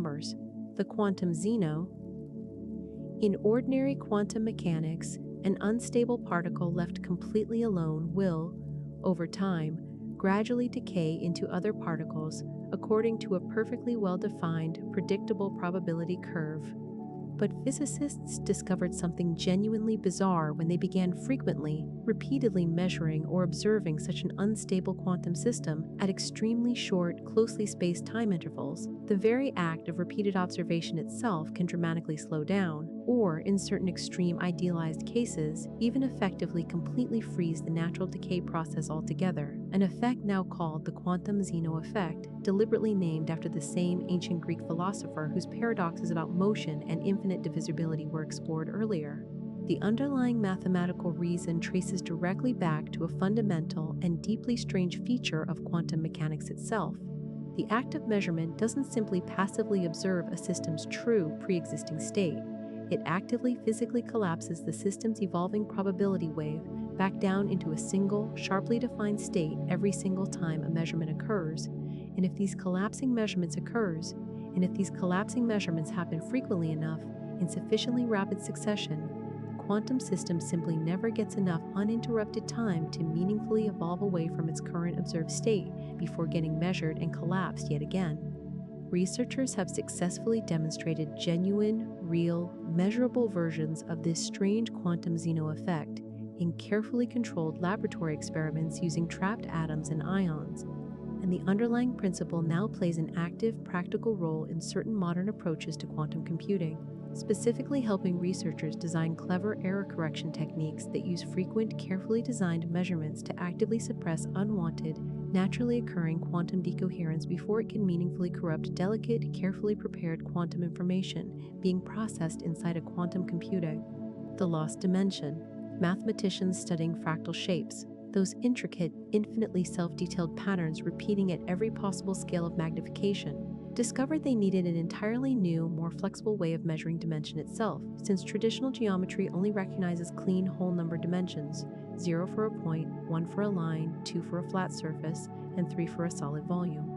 Fractal shapes, however, routinely possess dimensions that fall genuinely, precisely between these familiar whole numbers. A jagged coastline might have a measured fractal dimension of roughly 1.25, sitting somewhere meaningfully between a perfectly smooth one-dimensional line and a completely solid two-dimensional filled area, capturing mathematically just how much rough, complicated, space-filling detail the shape actually contains at every level of magnification you choose to examine. This concept of fractional dimension, formalized rigorously through several related but technically distinct mathematical definitions, including the Hausdorff dimension and the box counting dimension, allows mathematicians and scientists to precisely quantitatively compare the relative roughness or complexity of wildly different natural and mathematical objects, ranging from snowflakes and tree branching patterns to stock market price fluctuation graphs, and the stock market price fluctuation graphs and the intricate, highly folded surface area of the human brain cerebrously compare the relative roughness or complexity. Benoit Mandelbrot, who pioneered much of the formal mathematical study of fractal geometry, specifically chose the deliberately playful-sounding term fractal itself directly from the Latin word fractus, meaning broken or fractured, precisely because these shapes so dramatically broke and shattered the long-standing, comfortable mathematical assumption that every meaningful, legitimate geometric dimension must always be expressed using a clean, simple whole number with no fractional remetric, meant simple whole number with no fractional remainder allowed. The Berry paradox. Consider the deceptively simple phrase, the smallest positive whole number that cannot be precisely described using fewer than 20 English words. This particular phrase itself, when carefully counted, uses considerably fewer than 20 words to describe the exact number it claims to be describing, yet the number it points toward is specifically, explicitly defined as one that supposedly requires 20 or more words to describe accurately. If this short phrase genuinely, successfully describes that specific number using fewer than 20 words, then the number cannot actually be the smallest one requiring 20 or more words after all, since this single short phrase clearly manages to describe it using far fewer words than that, creating an immediate, self-undermining logical contradiction. This puzzle, known as the Berry paradox after the librarian who reportedly first suggested its core idea to philosopher Bertrand Russell, exposes a genuine, serious problem lurking specifically within the boundary between ordinary natural language description and rigorous, precise mathematical definition, since natural language descriptions are inherently vague, flexible, and self-referential in ways that formal, rigorously specified mathematical systems are very careferential in ways that formal, rigorously deliberately designed to strictly avoid through ordinary natural language description. The paradox directly inspired important, serious developments within the foundational mathematics underlying modern computer science, particularly contributing meaningfully to the formal theory of Kolmogorov complexity, which rigorously studies exactly how the shortest possible precise description or computer program needed to fully generate any given piece of information relates directly to that information's own inherent measurable complexity, transforming what initially looks like a clever studies exactly how the shortest possible precise description and still actively useful mathematical tool. The final theorem, mathematics, after wandering through infinite hotels, impossible staircases, self-devouring paradoxes, and numbers too vast for the universe itself to contain, ultimately reveals a strange and quietly comforting truth, that certainty and mystery have always lived together inside the very same subject, each one constantly feeding and reshaping the other. Every single paradox explored throughout this long journey, from Zeno's frozen arrow to Russell's tangled barber to Cantor's unsettling, infinitely nested staircases of different-sized infinities, was never really a flaw or a failure hiding somewhere deep within mathematics itself.